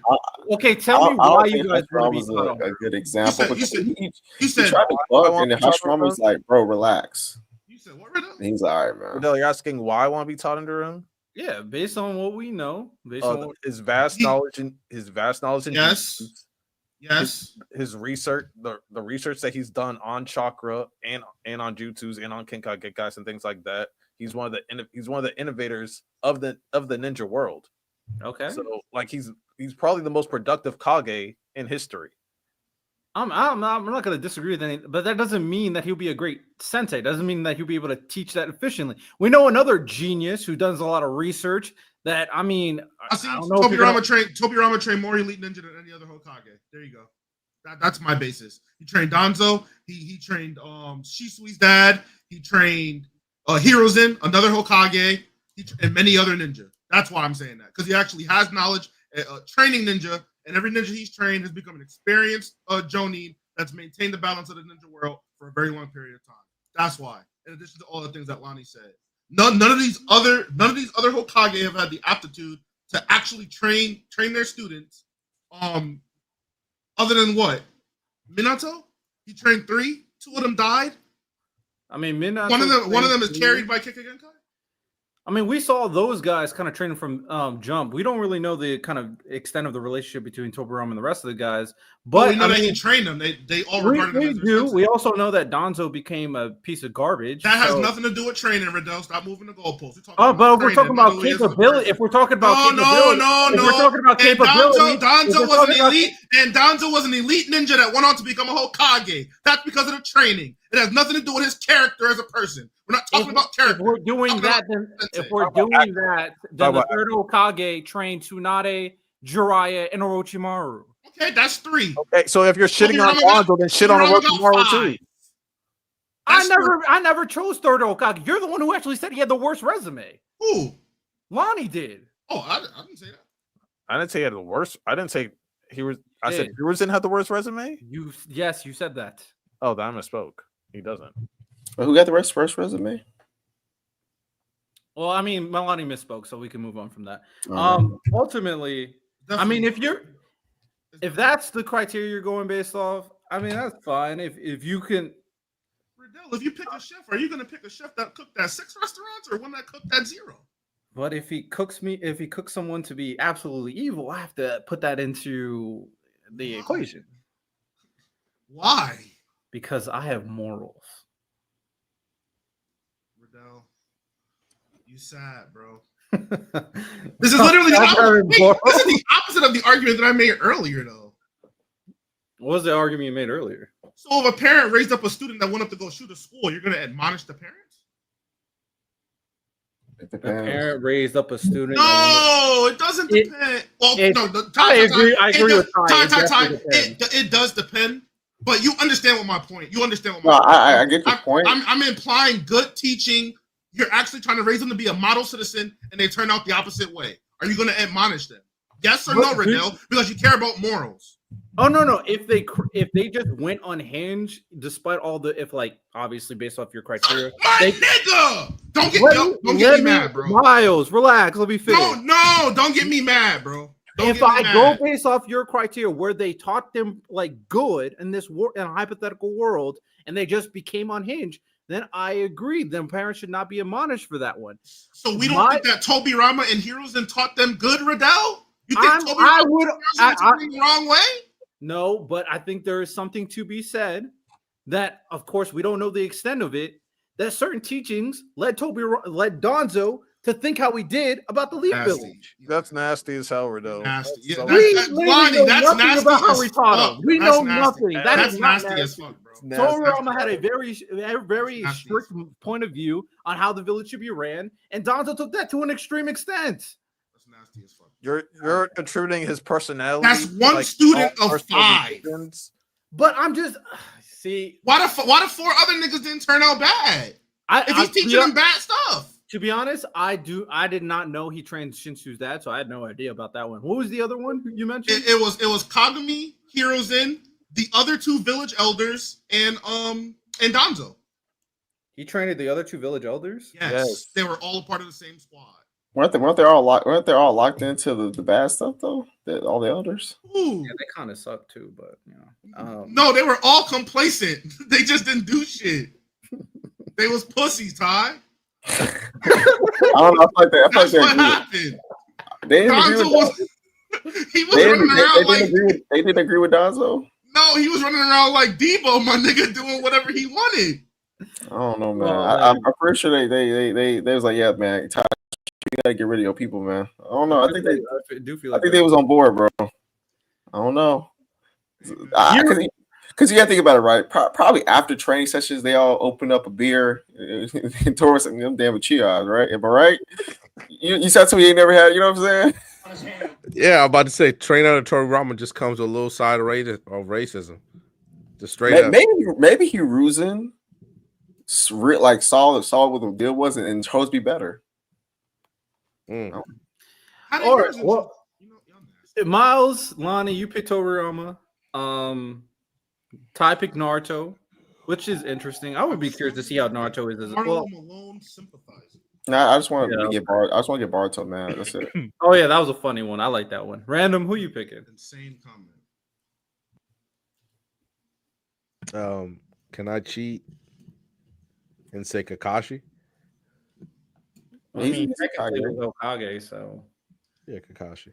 Only nigga who he trained had a Sharingan with him. I'm sure. Chilling. I'm surprised Lonnie didn't pick Tsunade. That's like a Lonnie pick. Facts. Tsunade is actually a good. Nah, but he don't want to be healing niggas, you know. He don't want to heal nobody. She should have punched somebody though. Yeah. She got jutsu. Yeah, but at some point, Lonnie gonna need to play healer, and he's not gonna want to do it. But random, you got to think about it. Sakura, I'll be a house ninja. she out of like everybody's like foundation to becoming as strong as they become, Sakura has the biggest growth. Yeah, absolutely. So I mean, He just be no the problem. This is what I'm saying. Lonnie would just fight motherfuckers. And then he'd see Ty in the corner bleeding out and say, "Nah, Ty got it," and keep pushing. He just want to keep fighting. No, bro. At some point, you got to switch back to cloak and heal somebody. Okay, that's what you got to do. You can't just be dagger the whole time. Oh, you can't just be cloak the whole time. You got to be dagger and heal somebody. I mean, I feel like her personality and looks is Lonnie's type. No, true. No, Tsunade is the ultimate anime mommy. I'm just saying. Yeah. I don't like how they nerfed her in Boruto, but that's a different conversation. She's in Boruto. Yeah, she gets nerfed in Boruto. No, I'm saying she exists in Boruto. What, appearance wise? You know what he means by nerf. You know what I'm saying? Okay. They nerfed her. I ain't gonna lie, I was kind of shook. Now I don't know how true this is. I remember I was like, where like some people in Boruto, someone's like, you barely like see like Kakashi in them. Like Kakashi, how often do y'all see Kakashi? Not at all. Not all. That's why. He's retired. Bro, old as hell. Why? Now that you mention it, that is really strange. He's not. He's only like in his 40s. They don't even consult him for advice. But can he still fight though, right? No, he did. He was in the. I don't remember if this has happened in the manga. In the anime, they did do a scene where like he was helping like train this one class thing. Yeah, so like during he helped out the ninja school, so like they weren't even getting yet, but he helped them with like a training session and stuff. Is this in the manga or the anime? I was just talking about the manga. I was talking about the manga. The reason I brought that up is because that's why I asked, like, is Tsunade in the manga? Or is she there? Because I genuinely was told a lot of the OGs just don't exist in Boruto. So I was like, oh. No, like yeah, she appeared like with Kakashi, like they were like at a bath place or whatever, something like that. Because I feel like if there's like a lot of conflict going on with the village, I would be surprised that people like Kakashi and Tsunade wouldn't be like around. You know what, Ty? You are cooking. There's no way Kakashi, of all people, is not used more often. And it's kind of interesting that they decided to go with Shikamaru to be Hokage and not Kakashi. I mean, it's not even just that. Even if he's not, 40-year-olds in Naruto are still elite ninjas. Yeah. So that's why I'm not even talking about from Hokage perspective, but just more so like a I just brought it up for like novels. They said he's stronger. Yeah. I just say just from just like there's people attacking the village. Kakashi could be useful. You know what I'm saying? He's like one of their strongest still. Like he's definitely stronger than Konohamaru. Him not existing or Tsunade not being around. She's still powerful. That I don't know how much sense that makes, but also Rock Lee not putting hands on some of these tree monsters too. He's an instructor. He said what? He's an instructor. He can't fight. Like I get it from the perspective of you want to focus on. I get the perspective like you want to focus on like the new characters, but I do think an explanation of why they're not helping is kind of Kakashi. I'm gonna be honest though, Ty. Other than advice, they don't stand a chance. They would be of no help. No, real, but it would be more effective than Konohamaru. You said who? Than Konohamaru. I don't think so. Hey, Konohamaru got to prove something. No, novels, they said Kakashi got stronger. I guess my thing is, y'all can inform me on this. I'm talking about like just the conflict in Boruto in general, not even maybe the newest one, just like throughout the story. Do you guys think it would be in character for Tsunade and Kakashi to just kind of sit back while everybody else fight? I don't know how in character that is. Yeah, I think it would be kind of weird. I do think there's a lot of like potential, like especially like politics that talk about like certain characters and what they have to do, and certain characters, whether we should bring them in. And we only really see Shikamaru and like Ino. The fact that Kakashi's not getting advised at all. Question, because like we know like when when the Nine Tails attacked and stuff like that. Even though Minato was the fourth Hokage, like the third Hokage is still like pulled up in his gear and shit like that. Yeah. So like when the tree monsters pulled up, shouldn't have Kakashi like kind of pulled up, because like it was like all hands on deck when like the tree monsters started attacking the whole village. Kakashi. I'm not even saying, again, I don't read it. I'm not saying he wins it. I'm just saying like I just wonder how consistent that is. You know what I'm saying? I don't know. Yeah, it's not. One time they didn't mention like, oh, where's Kakashi? And then like, because first of all, because the tree monsters invading wasn't like a particularly well-known thing. They invaded very quickly. They targeted very specific members of the Konoha group, and then they just left. And then the second time when they came around, Boruto, now with intel, explicitly advised them not to engage at all. So no one was to do anything. So that's why Kakashi had never showed up. But I do think like someone asked Shikamaru where Kakashi was, and they said like, oh, he's at a bathhouse or something like that. I don't know what he's doing. He's probably reading his little Playboy magazine, enjoying retirement. Man, that's crazy. Was Random about to say something before we got the super chat? No. Miles' question about Mamba Mentality.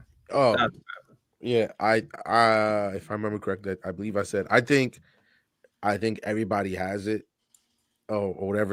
I think it's highly overblown, and people only talk about it when it's successful. Smush Parker could have, where it's that singular focus or singular belief in yourself, or singular like way to take responsibility or be that guy, whatever that mindset is. I think a lot of people have that mindset. It's just not as pronounced. Maybe it's not as because the person who has it's not as popular as Kobe Bryant. And Kobe Bryant, I also think that was a little bit, that was for commercial purposes as well, to create this Mamba mentality. It clearly was. I mean, hell, his basketball spot up here in Thousand Oaks is called Mamba Academy. It's clearly also has a commercial element to it. I think it just has it. Tom Brady had the Mamba mentality. I want to tell you, Patrick Mahomes has a Mamba mentality. It's just like they just don't call it that.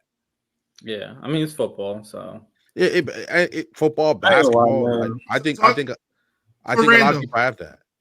So when Tom Brady came back against the Atlanta Falcons, would you attribute that to like a Mamba mentality? I would. I mean, I'd give him like the biggest piece of the pie. But the other part was Atlanta completely crapping on themselves.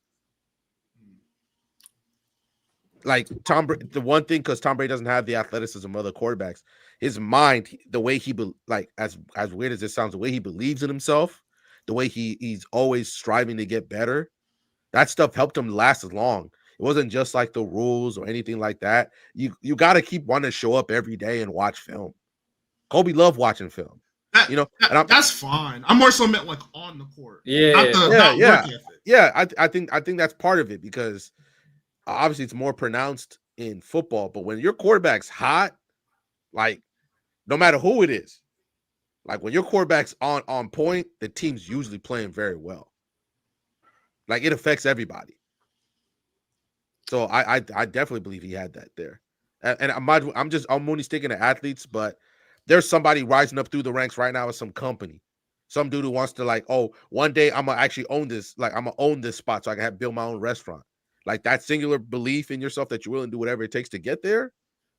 Yeah, that's Mamba mentality to me. It's just not as famous. Yeah, I mean, but at the end of the day, Miles said, that's the off the court. Like we all agree universally, off the court Mamba mentality, what that means, what it is. Kobe embodied that. Kobe, a lot of people always attribute Kobe's work ethic. Like that's easy to understand. As for on the court, like, would you, to kind of expound his question, because me and Miles already kind of talked about this, to expound it, do you think Jason Tatum has Mamba mentality? I think so. I think so. It's just not as pronounced, especially when you compare it to the greatest examples of it. You don't get that good just kind of without incredible focus. I agree with that. Yeah, you don't get that good without that. I understand people think he's corny or whatever. He's one of the best. He's one of the like the 10. I'm gonna say he's one of the 10 people you'd call to defend the earth if in a basketball game. Yeah. He's one of the 10. For sure. Like playing right now, he's one of the 10. And I just because it's not as commercially appealing does not mean he does not have it. I ain't gonna lie, man. I love Kobe. Mamba mentality is overrated, bro. I agree. Overrated as hell. Sorry. And I live out here. Because you know why? Because usually the term Mamba mentality outside of just Kobe using it generally was applied to basketball players that were considered clutch. Yeah. That was the clutch and people who aren't afraid or whatever. But the weird thing about it is that what people are actually saying is that you got aura, because the clutch stuff is not actually based on things in like that are actually real, right? For example, if Jason Tatum could have better clutch stats than a Kyrie Irving, but he'll never get the Mamba mentality over Kyrie because Kyrie already has the aura of it now. It's really just aura, if we're just being honest. I'm glad. If someone said that Anthony Edwards has Mamba mentality, and then someone said LeBron has it, people will say that Ant has it more than LeBron, even though LeBron has had way more clutch moments than Anthony Edwards. It's just aura, if we're just being honest. Real quick pause. I'm glad you said that, Ty. Miles, please give them the list that you gave me about the people that they thought had Mamba mentality. So it was more about the people who they said didn't, because that's when I named that long list of names. So they said Jokic did not have it. They said James Harden did not have it. They said LeBron James did not have it. It was a lot of fucking people. But the people that do have it, it was like, Luka does not have it. But the people that do, it was Ant Edwards, obviously. Devin Booker. Jason Tatum also did not have it. Devin Booker, Kobe, Michael Jordan. Your usual names for the Mamba candidates, and the people who do have it, or by their criteria should have it, they said they did not. So here's my problem, right? I'm going to exclude LeBron because I think putting LeBron and Anthony Edwards conversation as far as like clutch is nonsense. That's absolute nonsense. I think obviously LeBron's had way more big moments, way more clutch moments, playoffs regular season. That's nonsense. Let's focus on Luka and Jokic, right? Yeah. And I love Anthony Edwards, my favorite player, right? As of in the new, he is not more clutch than Luka, bro. Like, I'm sorry. What are we basing this off? Are we basing it on numbers? We base it on what they've actually accomplished? Or are we just basing on how they make us feel? That's really what it is. Anthony Edwards has a lot of charisma. He makes people feel something. and so now he's a Mamba mentality, or he's I'm saying it's just aura. So the crux of the argument for me, Ty, is exactly what you said. I couldn't get them to agree on one set definition. That was the one problem that was the first problem we encountered. Now, to give you a multitude of definitions they tried to provide, one of them was clutch, like you said. Another one was the off the court, work ethic, watching film, things like that. That was another definition. And then the last definition was getting your team over the hump and winning. And that wasn't just limited to the last, quarter or a couple minutes, but the game of basketball in totality. Wait. Like you basically, if you play at a high level and your team wins, you have Mamba mentality. I'm about to say, so then Wait, Miles, you should definitely have it. Real quick, Miles, how do they judge the off the court and film stuff? Like, how do they judge how much someone has watched film? And I didn't bother asking that question because the funny thing about it, there's no way they could know. They just watch clips of just their feeling. they just watch clips of Dan being charismatic. Y'all know the funny thing about that is, and this is why I'm like, this is not. It's just aura, because the charisma of a person can make you believe things about them that don't exist. Anthony Edwards actually said that when he after the Western Conference Finals, he was gassed and he said, "I need to get in shape." That's what Anthony, like. So, how does he work harder? Maybe you could say Luka, but I don't know if he works harder than Jokic. I don't know that. I can't even determine that. I can't say look at his body and determine, because certain people have different muscle mass, things like that. Just because Jokic is big and he doesn't look athletic doesn't mean that Anthony Edwards works harder than him. There's no way you can determine that. We know I don't think he works harder on LeBron based on what Anthony Edwards has said. Like he said, he needs to develop that work ethic that LeBron already has. He's a veteran. And LeBron and Jokic have already won. I also want to say this. I don't know. Luka gets a lot of slack, but Luka also, after playing in the NBA season and usually does his thing in the playoffs, then goes in the summer and plays for his country. So he just keeps on playing basketball. So he just does not stop. That the Mamba mentality stuff doesn't make sense. Lonnie, I think you wanted to say, didn't you want to say something real quick before? I don't know if you wanted to say something. Also, Luka's more clutch than Ant, but Luka's more clutch. Luka also talks a lot in the clutch too, like arguably more than Ant. It's just aura. And I'm gonna be honest, there's really not anything more aura than saying they only talk when they up. And we have a $2 super chat. Top 5 anime characters with Mamba mentality. Okay, so are we talking Mamba? We had to create a criteria, because if we're just saying aura, then I mean, just having my thing is work ethic, doing everything you need to be the greatest version of yourself. Oh, Goku! When it matters the most, you rise up to the occasion. Goku's the perfect definition of that. Goku's on there easily. I agree, Goku. I don't want to keep up. Well, yeah, I'm gonna just stick with Goku because I was like, I think Goku is easily. Yeah, Goku is the perfect embodiment of that. Like trains all the time. Asta. Zoro. Asta. I mean, Luffy, Naruto. A lot of main characters got it for real. A lot of main characters. I was really looking at the because we see them train, like we see Goku train all the time and we see Asta train all the time. That's why I gave them a little bit more credence here. Because a lot of the training that we see from the an addendum. You don't really see. Don't include MCs. All right, take it back. I ain't gonna lie, Sukuna got Mamba mentality. I think he does. Sukuna got Mamba mentality for sure. Turn it into a curse to continue what you do. He was locked in. Lemillion has Koba mentality to me. For sure. Lemillion? Yeah. Oh my. Bakugo got Mamba mentality. Hold on. There we go. Bakugo does have it. He does. I'm not gonna lie. He does. Well, all right. Let's name one character per series. All right. So this is where we're gonna make this into a clip because I do think this will be interesting for a clip too that people will attach itself to.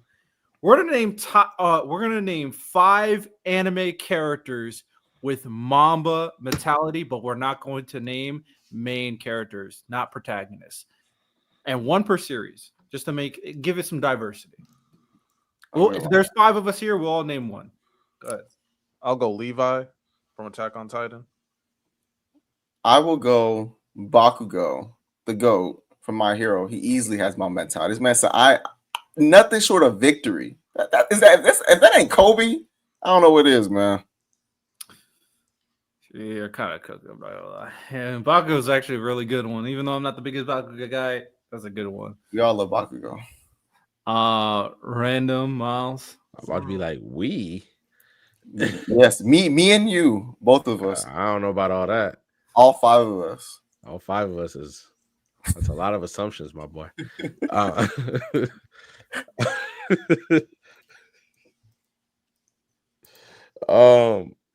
I mean, I'm gonna stick with Goku. Like to me in my mind, he's just the perfect.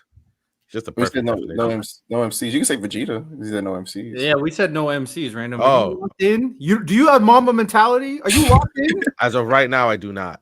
Okay. It's 9:30 at night. All right, well, it's 12:30 at night over here. Yeah, we cool. Even I know Kobe was asleep by this time. Don't give me that. Don't tell me he was up. Then he woke up at 4 a.m. Yeah, so he's already asleep. Don't judge me. All right. Who you got? Vegeta was a good one. No, I'm gonna say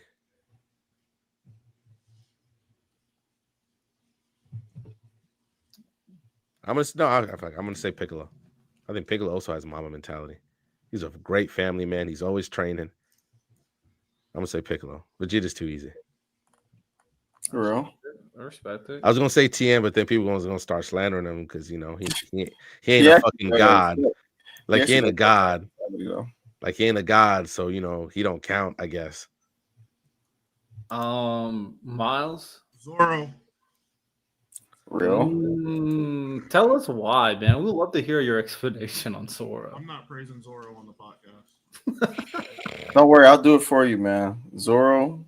So I'm going to the top to reach. Not only is he gonna be the greatest, so he said I'm gonna make my homegirl. I'm taking up her dream too, and we gonna be the greatest swords. He said, put y'all on my back, accomplish his dream, man. He said my name gonna reach the heavens, bro. Cook. He did it for me. W Cook. I'm really trying to figure out who I want to pick. This is tough. He said, "You're not gonna make me praise this man on the podcast." Riddell, you're not about to make me commit. No more. Nigga, pick something so we can go to sleep. Go to sleep. You can leave. Fuck. Let me think. No Expedition 33 for me tonight. Oh, I'll give it to Black Star from Soul Eater. Oh, Black Star's a great one. That dude constantly on the grind. He's a dog, of course. And when he had to lock in the most at the very end, he was locked in. That dude got a crazy power boost and he became a demon. So Black Star for sure. All right. Shout out OB from Fire Force as well. Black Star was my Bakugo before Bakugo. He's a pretty dope one. I ain't mad at Black Star. He's a W crash out. Love to see it. All right. Anything else? So Lonnie can go Betty by. Open dojo on Thursday, right, Miles? Yeah, regular episode. Lonnie, we got to make our team to represent and Marvel Rivals. I tried to play that dog shit today. I won't be participating, so I'll be picking 5 representatives or 6 representatives rather. That game's garbage, bro. I can't play it. What game happened? Marvel Rivals. The game's just ass. It sucks now. They didn't change anything. I've been playing Overwatch. I've been playing an actual game made for a competitive experience, and it is what it is, man. Damn, I stopped playing Marvel Rivals, but that's just because I was tired of playing with randoms. But that's tough. Open dojo this Thursday. Shout out, of course. Is it gonna be you with me, Lonnie, again? Yeah, I'll be there. Shout out, W. With that said, make sure you guys tune in to what we got going on here. Make sure you guys sign up for the Patreon. We do a lot of exclusive content. More than likely, with with Open Dojo, we'll see if me and Miles can fit in some Game of Thrones because first 2 episodes, man, Jesus. Woo! Oh my god, that shit was fire. And if you ever want to watch before Open Dojo, I'm pretty much always down. I get home around 6:30. We can at least watch one episode and react to one. So I could probably work it now that I have a flex schedule. I can kind of work when I want as long as I get my hours in. So we could probably work something out. But yeah, Game of Thrones was crazy. Episode 2 of season 4 threw me for a loop. Did not think Joffrey was gonna bite the dust. Not gonna lie, that was kind of crazy to me. It's a lot of guts right there. Also, make sure you guys tune into our 2BRX reaction that we have. Next episode is for Lucky Cyan. So we have a brand new hero to talk about for the 2BRX anime episodes. And we might start throwing in some One Piece conversations for videos that's when the One Piece unofficial chapters drop.